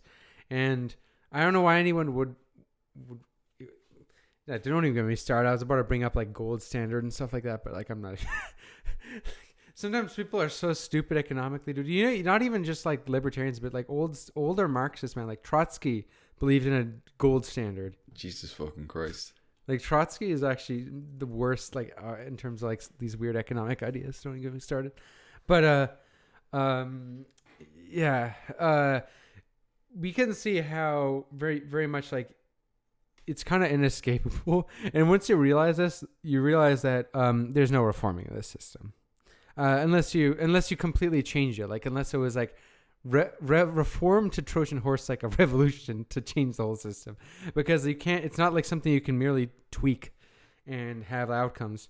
The only way, this hypothetical situation where you may be able to reform this, the only way, and the way it would have to work would be through unanimity. Just have like a majority of countries saying, let's move towards a more socialist direction. No, you need unanimity in order to actually reform this. So this is one of the structures that they've used in order to enshrine neoliberalism. So in order to change these treaties, you would need a unanimous decision across every single EU member state to make that happen, which is literally impossible, especially with the oversight of the Eurogroup and the European Commission and so on and so forth. It's literally, there's no way that's ever going to actually happen. There's always going to be either Germany or France or whatever imperialist country. They could just manipulate one of the governments. If there's, even if they had all of them except one country, the capitalists could manipulate that one country. Like they do with Joe Manchin in the United States with the Democrats. Is like the Democrats have their like modest like spending agenda that they can't even get past because like the capitalists bribe that one Democrat. That one fucker. They always find a way to like sabotage the process. What does Lenin say? The democracy of bourgeois societies is, as it's always been, democracy for the rich, and only the rich. Yeah, remember when we said this is anti-democracy? That should ring a lot of bells with the social democrat types who often they like to consider themselves as like pro-democracy. Sometimes Europe is seen as this beacon of democracy, especially when it was established, right? It was often presented as this like democratic alternative to the Soviet Union in the Eastern Bloc. So like, but we see it's super not democratic. And if you want to get into that, exactly like, yeah, the parliament, stuff like that.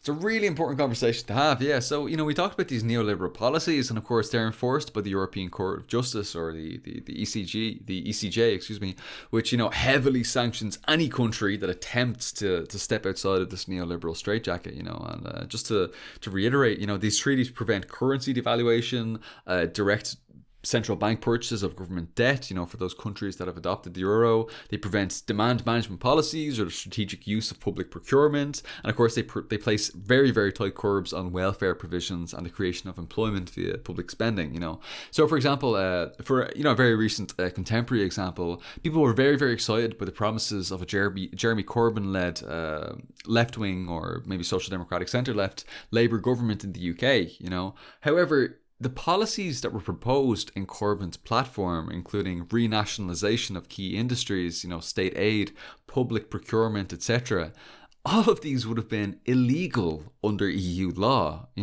under the single market. And these would have incurred heavy sanctions upon the UK from the European Court of Justice. So, to feed into this democratic question. The Court of Justice. Exactly, the ECJ. The Court of Justice. It's justice against democracy. Justice against feeding the poor. The mob mentality, this fucking feudal notion, the mobs are out here to distort the fucking bourgeois ideal, We can't have democracy, we have the tyranny of the majority. The thing is, even if Britain had democratically voted in a left-wing social democratic Labour government, the democratic mandate of the people would have been completely subverted by the anti-democratic structures and institutions of the European Union, And these structures aren't something that citizens of the European Union can reform. As a former president of the European Commission himself, Jean-Claude Juncker, said at the beginning of Syriza's mandate, Syriza from Greece, of course, in 2015, came to power, he explicitly said himself, there can be no democratic choice against the European treaties. He said himself, he laid it out. So it's basically, you can vote for whoever you want, but if they actually try to change things, which is basically like, if you notice, if you take a little bit of notes, it's like almost like democracy in almost every capitalist country. I mean, you can sometimes elect a socialist, but you might face a genocide or two. You're just going to get overthrown by imperialist powers. You're going to be Salvador Allende. That's the best case scenario. So, like, this is it. The only options available to EU citizens are A, accept these anti-democratic neoliberal terms, or B, reject the European Union itself in its entirety. That is, to leave the European Union. Those are the only choices. Those are literally the two options before us. That's it. Now look, some people may say, hang on, you could simply join the European Parliament, Just join the European Parliament, become an MEP as they're called. Join your student politics organization. Get involved. Change things from within. Change the world, man. Change the system from the inside. Look, this is demonstrably false. This is bullshit, and we have to get into this conversation. No, we do. We have to get into this conversation about the institutions of the European Union, because the European Parliament does exist. The European Parliament is a thing. It is 1/7 of the European Union. 1/7, 1 out of 7 official institutions of the European Union, and that's not counting the Euro group, which the Parliament we will talk about under Tsarist Russia. Exactly, it was so democratic, No, but you make a good point. It is important. The European Parliament is a sham democratic institution, and what do I mean when I say it's a sham democratic institution? It can't even propose legislation. It can't propose its own legislation, okay? At very most, MEPs, people who have been directly voted in by European citizens, okay, these MEPs, they can vote to approve, reject, or make minor amendments to legislation that is handed down to them from the anti-democratic European Commission, which sits above them. Okay. However, even this sham democratic aspect is undermined by the European Council, which is composed of the leaders of the EU member states who can reject even the legislative amendments proposed by the European Union. Now, what the fuck do I mean by that? The European Council is another body that's below the European Commission. The European Commission is the executive body at the very top of the European Union, officially, which can propose legislation and hand that down to be decided upon and amended by the European Council and the European Parliament. The European Council is comprised of the heads or leaders of the member states of the European Union. This, of course, can be democratic or anti-democratic in and of itself. For example, in Ireland, our head of state is Taoiseach Micheál Martin, or Prime Minister Micheál Martin, from a party known as Fianna Fáil, chosen by his party. If you look at who people voted for in the 2020 election, they voted overwhelmingly for Sinn Féin, a party which couldn't get into government because the other parties basically strong-armed them out of it. The parties which were less popular, Fianna Fáil and Fine Gael and the Green Party, made a pact between them to go into government together, and so they formed their coalition government that way, and they basically pushed out the democratic will of the people, which was, if you accept the terms of the Free State, that is, the Irish Free State.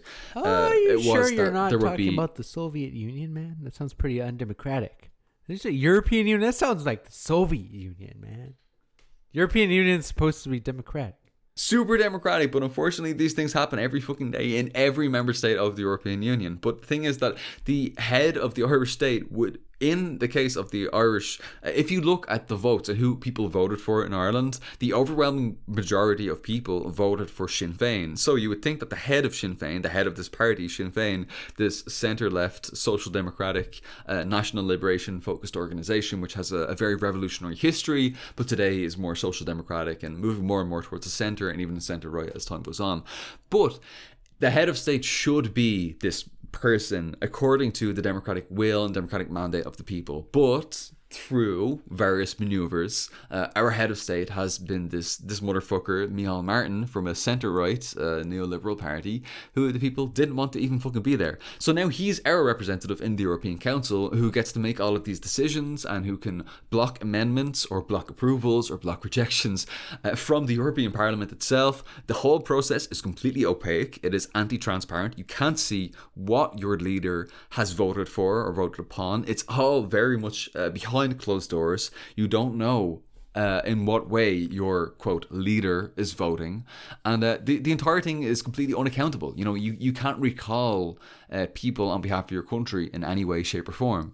But that's just the European Council. There's also the European Parliament. But above that, again, is the European Commission, which, of course, is completely anti-democratic and unrecallable and unaccountable. It's a bullshit organization. And they're the ones who form the legislation of the European Union. They're the ones who propose all of the legislation, So this is a massive fucking problem. We've talked a little bit about how if a Labour government in the UK had come to power, they wouldn't have been able to enact their policies because they would be all essentially illegal according to EU law. But even going by the institutions, even if you play the reformist route of getting people in, there is no fucking democracy. 1/7 of the European Union's institutions pretend to be democratic. 1/7, they literally fucking pretend to be democratic. The rest of them aren't. And let me just lay out what those 7 main institutions are, okay? And I'll use like a hierarchical system. So at the very top, you have the European Commission, which is essentially the EU government, in which there's no democracy whatsoever. This is the executive power that proposes legislation. Okay, this hands down legislation to the European Parliament on one hand and the European Council on the other. The European Parliament has some degree of direct democracy in that EU citizens can vote on their MEP, their representative, to go in there, but they can't even propose their own fucking legislation. All they can do is suggest minor amendments or potentially vote to approve or reject this or that proposal. On the other hand, you've got the European Council, who can, if the European Parliament says we've got this amendment, they can just say fuck you. We don't want you. We don't want your amendment. Actually, we decided we want to approve this legislation.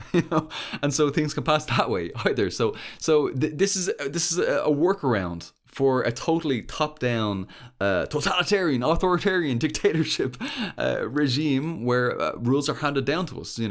And so that's how the European Commission can strong-arm its policies through and strong-arm these neoliberal policies through. And by the way, that's not even talking about the Eurogroup, which we'll return to, the Eurogroup, which stands above these things. We'll get to that a little bit later, but we've got the European Commission at the top. Below that, the next level down below, we've got the European Parliament and the European Council. The other 4 institutions of the European Union are, of course, the Council of the European Union. That's the Council of, not to be confused with the European Council. We also have a separate institution called the Council of the European Union of National Ministers. Jeez. And you've got a council for each area. I know, it's really fucking confusing, and it's meant to be confusing. It's meant to bewilder people amongst a morass of legalese. It's basically dictatorship with extra steps. With many extra steps, as Rick and Morty would like to point out, yeah. I mean, my favorite is how people often juxtapose the European Union and Putin. Often, like the European Union likes to always claim this moral high ground that we're fighting against authoritarianism. It's democracy versus authoritarianism. And if you really look at it, actually, it's almost kind of similar, in the sense that, Putin also has a parliament. He also has different parties, but they can't actually ever win one. And it's a sham democracy. Yeah, it's a sham parliamentary system.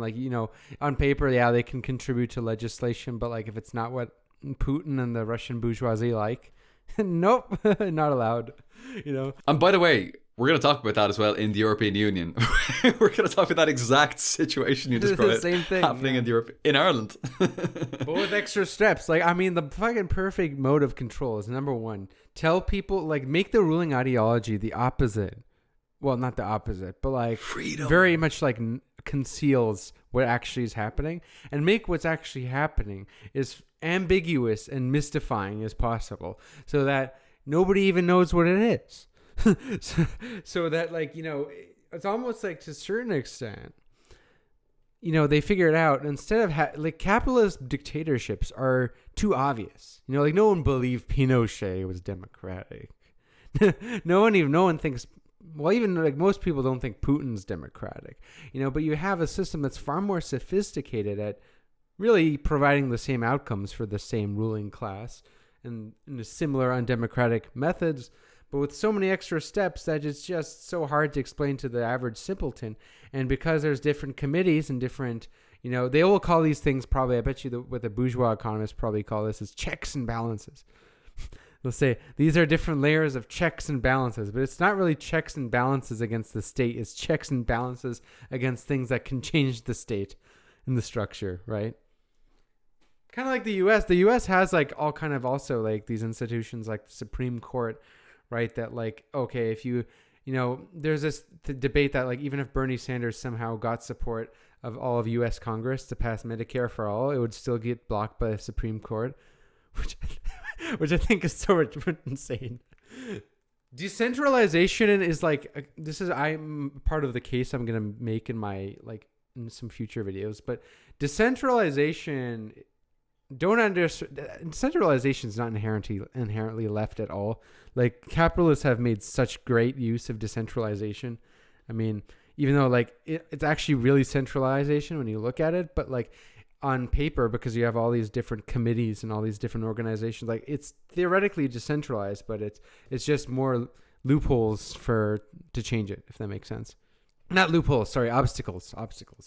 Look at these obstacles that we have in the fucking European Union. These 7 main institutions, I've only gone through fucking 4 of them so far.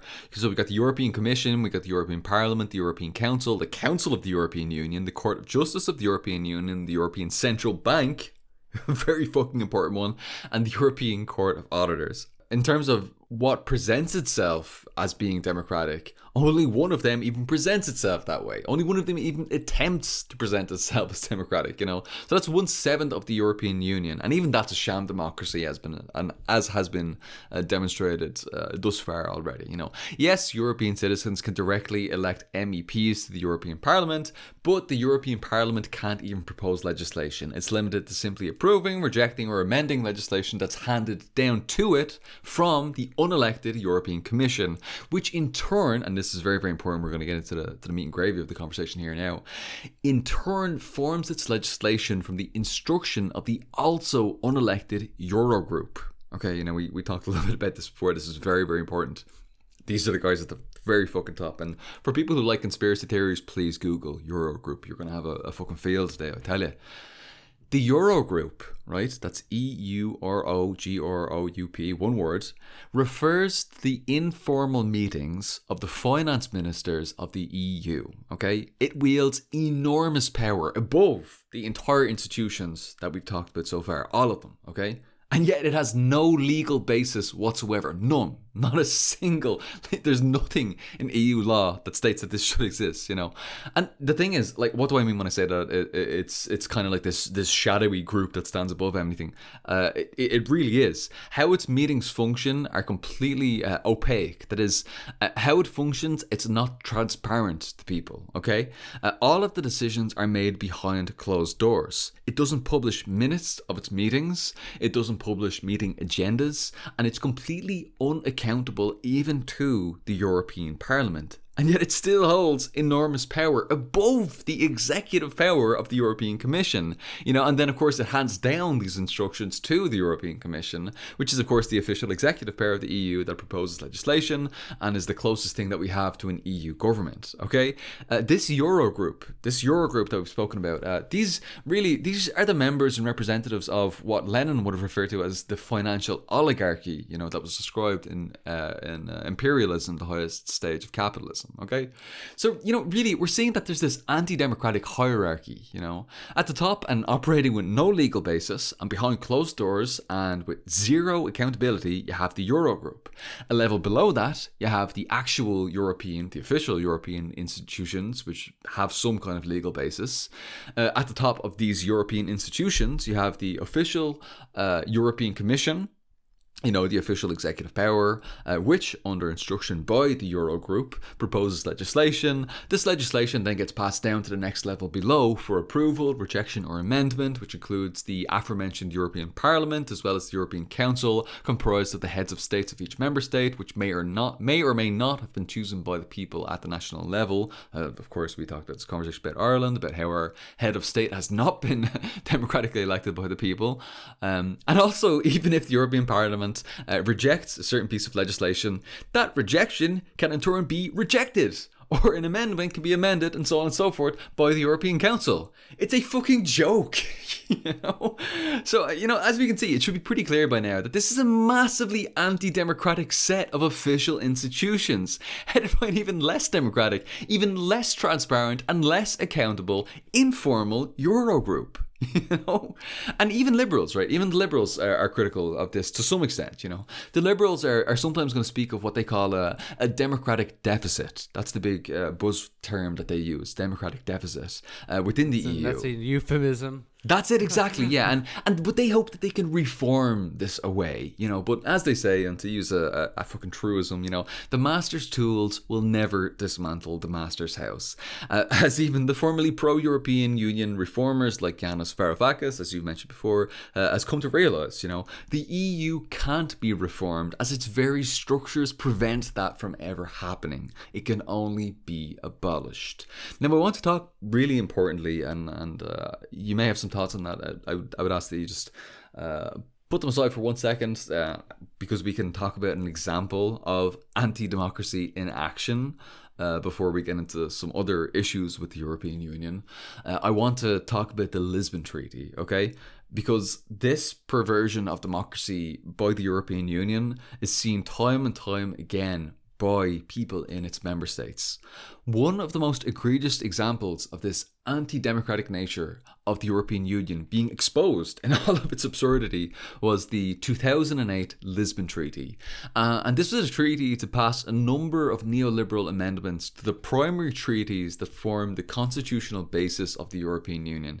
Now, to give some context for people who don't know much about this, we've been using a lot of terms, a lot of buzzwords and so on. This was a treaty that was 270 pages long. 270 pages of legalese, which, if you didn't already understand the core basic European documents of like the EEC and the European Union and so on, would make no fucking sense to you. You would have no idea what you're talking about, what it's talking about, and so on. But ultimately, they amounted to neoliberal and imperialist amendments, you know. But let's look at how this played out in Ireland, you know, in 2008. In order for this treaty to pass, the 2008 Lisbon Treaty, all member states of the EU had to ratify it. However, in all other states, this ratification could take place in a national parliamentary vote, you know, decided by the elected politicians, okay? In Ireland, on the other hand, our constitution required that a national referendum on such matters as these would be put to the people, okay, so that the people will vote on whether to accept this or not. So that's what happened. It was put to the people in a vote in June 2008, and the Irish people rejected it. They were like, fuck this. I've seen some dodgy stuff in there. I can't understand most of it. I see some dodgy stuff. They're talking about potentially forming like an EU army and shit. You know, this Lisbon Treaty is talking about a, quote, common security and defence policy that shall include the progressive framing of a common union defence policy, which will lead to a common defence when the European Council, acting unanimously so decides. They saw this shit and they were like, wait, we're moving towards essentially United States of Europe. We're moving towards conscription and an EU army and all this bullshit, the erosion of workers' rights, all kinds of problems, you know. So people picked these little bits. Anyone who actually went and read the thing, which, you know, most people couldn't because it was 270 pages of legalese, which most people wouldn't understand without the context, you know. But the people rejected it, okay? And you may think, oh, well, isn't that cool that the people were actually, they had the democratic opportunity to vote on this? It's like the data rights. It's like, you know, when Facebook asks you, oh, do you consent? Or like all these different things, or like when you use like these softwares, it says, do you consent? And you have to read like this, you have to read this document that is like in legalese. It's like 100 pages long, and you're never actually going to read it. So you never actually know what the terms and conditions are. You sell your soul because you're just like, fuck it. Yes, I accept. But that's exactly what it was, you know? That's exactly what it was. And people were just like, fuck it, I don't want this. I don't want any part of this. The Irish people have generally been very Eurosceptical until recently, you know. Irish people are now very pro-EU, unfortunately, in general. Because of Russia or what? There's a lot of reasons for it. That's a much more complex conversation, which maybe we can get into a little bit later. But for now, it should suffice to say that actually Irish people are very pro-European Union because Irish people in general, the Irish people see the European Union as a progressive alternative to basically to British domination.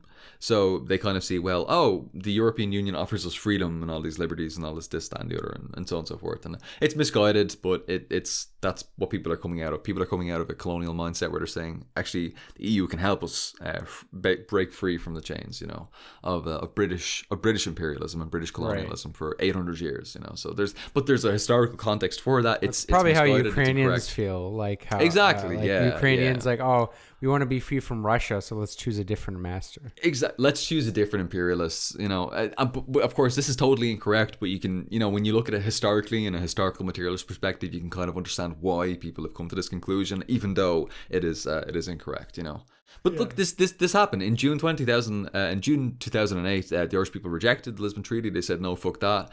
And the European Commission was like, fuck that, we reject your rejection. And they forced us to vote on the treaty a second time to give the answer that they wanted. I think it was either September. It was between September and November 2008. They basically just made us vote a second time on it. So basically, if you don't like the result that the people give, fuck it, make them vote again and again and again and again until you get the desired outcome. And that's how democracy works in the European Union. So look, as we can see, to anyone who genuinely does support democracy, the European Union is not your friend. Despite the theater of the virtually powerless sham democratic European Parliament, it is completely anti-democratic in its structures and institutions. Any democrats of the world completely have to oppose this let's use the word authoritarian system. I mean, it's really a big tragedy that it was the far right who were the first on a mainstream political level to call out the anti-democratic nature of the EU, with like Nigel Farage ranting about the elites in the EU and how it's run undemocratically by bureaucrats, which is all true, right? But he was able to use this truth to then Trojan horse his anti-immigrant agenda, and turn in discourse super far right. And that's such a tragedy because like you can't counter that in the way the liberals do. The liberals say, oh, anti-democratic elites, what are you talking about? There's no elites here. Elites, are you anti-Semitic? But like the truth is like, there are elites, and actually most of them are not Jews, right? Yeah, exactly. But like, and by the way, can I say on that point, the elite, the Euro group that I talked about, this shadowy cabal that's like overseeing this whole thing, the head of that is actually Irish at the moment, by the way, I will say. So if you want to get into conspiracy theories, maybe it's the Irish who are controlling the world. The Irish agenda. Don't give the British people too much steam, man. Oh shit, they're gonna take that and clip that. Let's clip that out of the podcast. But it sucks because now people say like, oh, you are skeptical. You think the EU is run by elites? It's undemocratic. You must be a Brexit guy. You must be like part of UKIP. You must support UKIP. And this is like the problem. This is why like the left really has to like hijack these issues before the right does, because the right sometimes will point to sort of truism, like like for example, like Trump. So we'll sometimes point out like the deindustrialization of the U.S. About how like jobs are leaving, which is true, but then they use that to Trojan horse like a very reactionary agenda that is not only makes things worse, but it's like does not solve any of these problems at all. So yeah, I mean like. Also, the irony that, anti-EU sentiment was channeled the hardest in Britain, when Britain, I would say, was the least negatively affected by the EU, especially because it had its own currency. It just adds an extra level of irony when there's like countries that are so much more screwed by the EU, like Greece, Ireland. I would say Spain and Portugal too, like in terms of austerity, and Italy, really, like probably everybody, but it's especially like Greece. I think this is actually a really important point, and a point of massive departure between people on the left and people on the far right, and so on and so forth. Our analysis of the EU is situated in an anti-colonialist, anti-racist, anti-imperialist backdrop. That's where we're coming at this from. The EU is a colonialist, imperialist, white supremacist set of institutions, and that's sometimes under the catchphrase of Fortress Europa. When you say white supremacists, be clear that you mean like the white supremacists structurally, because some people will say, "Oh, well, you might have colored people or in office somewhere," right? So they'll say, "Yeah, I mean, of course, you could have an intersectional imperialism. That's very much possible. That's." The CIA has proved that, but no, look, really, this is an important point to hammer home. To anybody who was appalled by Donald Trump's wall with Mexico, if you thought that was abhorrent, then you'll no doubt apply a similar level of condemnation to the virtually identical borders of the European Union that have been mounted in Spain, Greece, Lithuania, or elsewhere. These are these massive, insurmountable borders. And what they've done is they've caused migrants and refugees who are often escaping war in their home countries to pursue extremely dangerous routes into the EU. Okay, and this is a really, really important point. Okay, every year, as a result of this, as a direct consequence of this, and if you're in North America, you can think of the Mexican wall of this, as a direct parallel. As a result of this Fortress Europa approach, thousands of migrants and refugees die trying to reach Europe via the Mediterranean Sea from Africa and West Asia. Now, this is we're getting a little bit heavier here, but you may recall the death of Alan Kurdi from 2015. This was a 2-year-old Syrian boy from a Kurdish background, and his lifeless body washed up face down on a beach after his family tried to cross the Mediterranean Sea from Turkey to Greece, and they drowned. The image of his body on the shore, this face down little boy, was very widely circulated. That's the reality of Fortress Europe, and hundreds, if not thousands, more like Alan Kurdi meet with this similar fate every year. So what kind of internationalist could ever support this? The supposed, quote, internationalism of the European Union sounds great in theory until you realise that it only applies to white Christian people, right? And that may sound quite extreme to people who are listening right now, but we can see a very stark contrast between how the European Union a few years ago was treating Syrian refugees compared to how it right now is treating Ukrainian refugees, okay? Citizens across the European Union member states are opening their homes, and they're being directly encouraged by the state, by the way, by each of the member states to open their homes up to Ukrainian citizens to help this country in need, this country that's under attack, this imperialist war of aggression that Russia is mounting on Ukraine, which is true, by the way. I'm not in any way underplaying that, Yeah, we're not Pats. So we're not a dumbass. Like anti-Americanism is not communism, okay? And we're not these campus dipshits who think that, someone who's anti-American is suddenly anti-imperialist. No, fuck that. I mean, Russia is an imperialist power, as is China, and so on and so forth. Stay tuned for the Patreon podcast for that. Plug! But the thing is, man, isn't it so fucking funny how the European Union never takes such an open and welcoming approach when it's black or brown, colonized people who are escaping war zones? Isn't it fucking funny? Isn't it fucking funny how they do that? How Ukraine is upheld like this? The fucking hypocrisy. I remember in 2015 when there was like the first big refugee crisis, right? Or wasn't the first, but like it was a big refugee crisis. And or if we maybe even shouldn't call it a crisis, but like where like Germany especially let in a lot of refugees.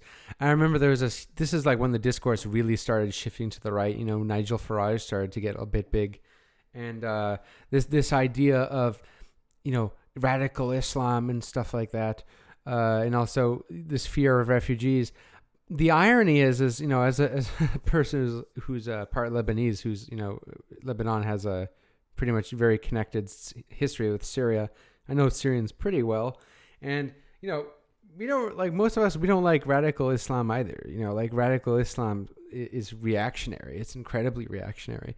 But the irony, right, is that out of all like the Middle Eastern countries, like Syria is probably one of the least fundamentalist, honestly.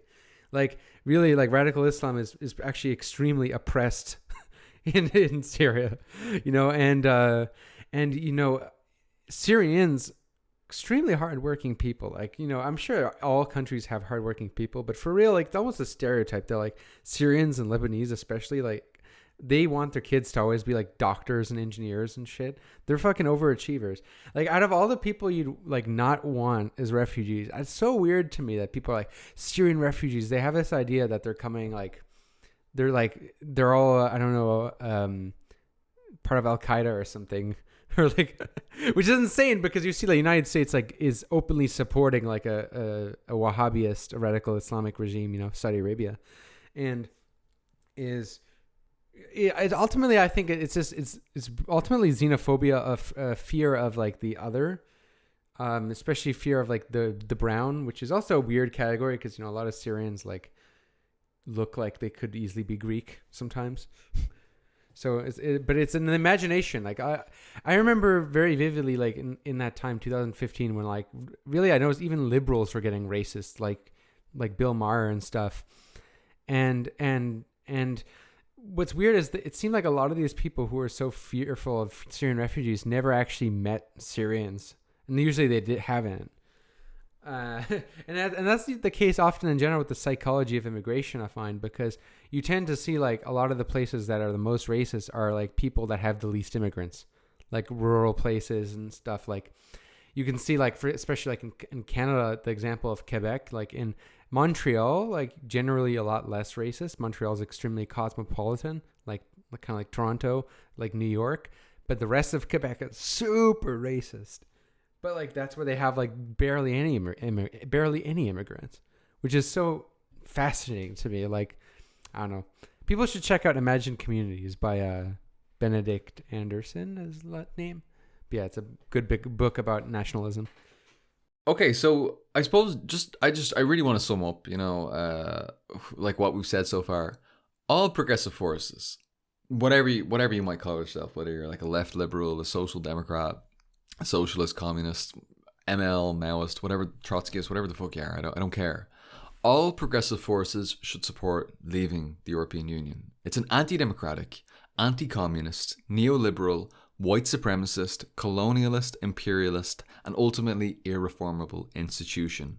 And it's our job as progressives, as those on the left generally, I suppose, to help people understand these irrefutable facts and the true nature of this extraordinarily reactionary imperialist institution. Because unfortunately, we have not done that so far. The left has not put forward a coherent, clear message as to why the European Union is a bad thing, why it is bad for the international working class and oppressed masses. We haven't put that across clearly. As you've said, Nigel Farage and the far right have been very clear in their messaging. The left has pretty much just positioned itself in many ways as just being the opposite of whatever the far right is, and it hasn't put forward a consistent position on this matter, and that's what we need to do. That's what we need to address moving forward. So I'm not sure if you had any other thoughts with regard to this question of Lexit. I'm not sure if that answers the question already. Yeah, I think that very much alludes to it in that I think there was a Lexit movement to a certain limited extent, but Corbyn ultimately decided not to embrace that and to kind of take a very ambiguous position to the EU, even though he actually supported leaving the EU. Like that was his personal opinion. Yeah. But he kind of then took this position as like, oh, well, we'll let people decide. It wasn't clear enough, whereas Boris Johnson was just like, let's get Brexit done. Yeah. Fuck it, we're out. People like that. Yeah, so that like direct messaging. I mean, like people always like overcomplicate why Boris Johnson won. They try to like complicate it to like these very minutia like he was just fucking more direct, and Brexit was just popular. It was simple. It was easy. Fuck it, we're out. That's easy, like it's clear. Yeah, like we really need like messaging. I mean, it's if that isn't clear at this point, I don't know. But I think it's important to just maybe the last thing is to reiterate Fortress Europa, because, this Trump's border wall, just to make it, I know we said this, but just to make it so clear is Trump's border wall was perceived as this like new thing. I remember the media was talking about it like it was a ridiculous thing, that it was somehow like new. And that, Trump is often juxtaposed with, liberal figures in the EU like Macron or, Justin Trudeau in Canada. I remember there's that famous clip of like Trudeau and Macron and Merkel kind of like laughing at Trump behind his back. And the liberal media likes to present this to say, oh, look how crazy Trump is. When in reality, you see the European Union has been doing like the same kind of Trumpian xenophobic policies, but worse, right? So maybe just like reiterate like how like Fortress Europa and how insane that is. Also, maybe what this means going forward for climate refugees, because that's going to be an unavoidable reality. So I would say it's very much an extension of the same logic of these are, quote, undesirable peoples we don't want here. And so it's fine for them to die outside, And for anybody who calls themselves any kind of internationalist, let alone a proletarian internationalist, it should not be good enough to extend your internationalism only to white Christian people. Okay, why do I say Christian in particular? If you look at we look at the European Union and the European Union member states, we can look at Greece, for example, and say, well, Greece is it's reasonably far from France and Germany and so on. Right next door to that, you have Turkey. Turkey also applied for European Union membership in the 1980s, and of course, it's still not a member. You mentioned earlier on in the stream that many people from Turkey look very similarly to how people from Greece might look. What's the difference? What's the main religion that you have in Turkey? What's the main religion that you have in Greece?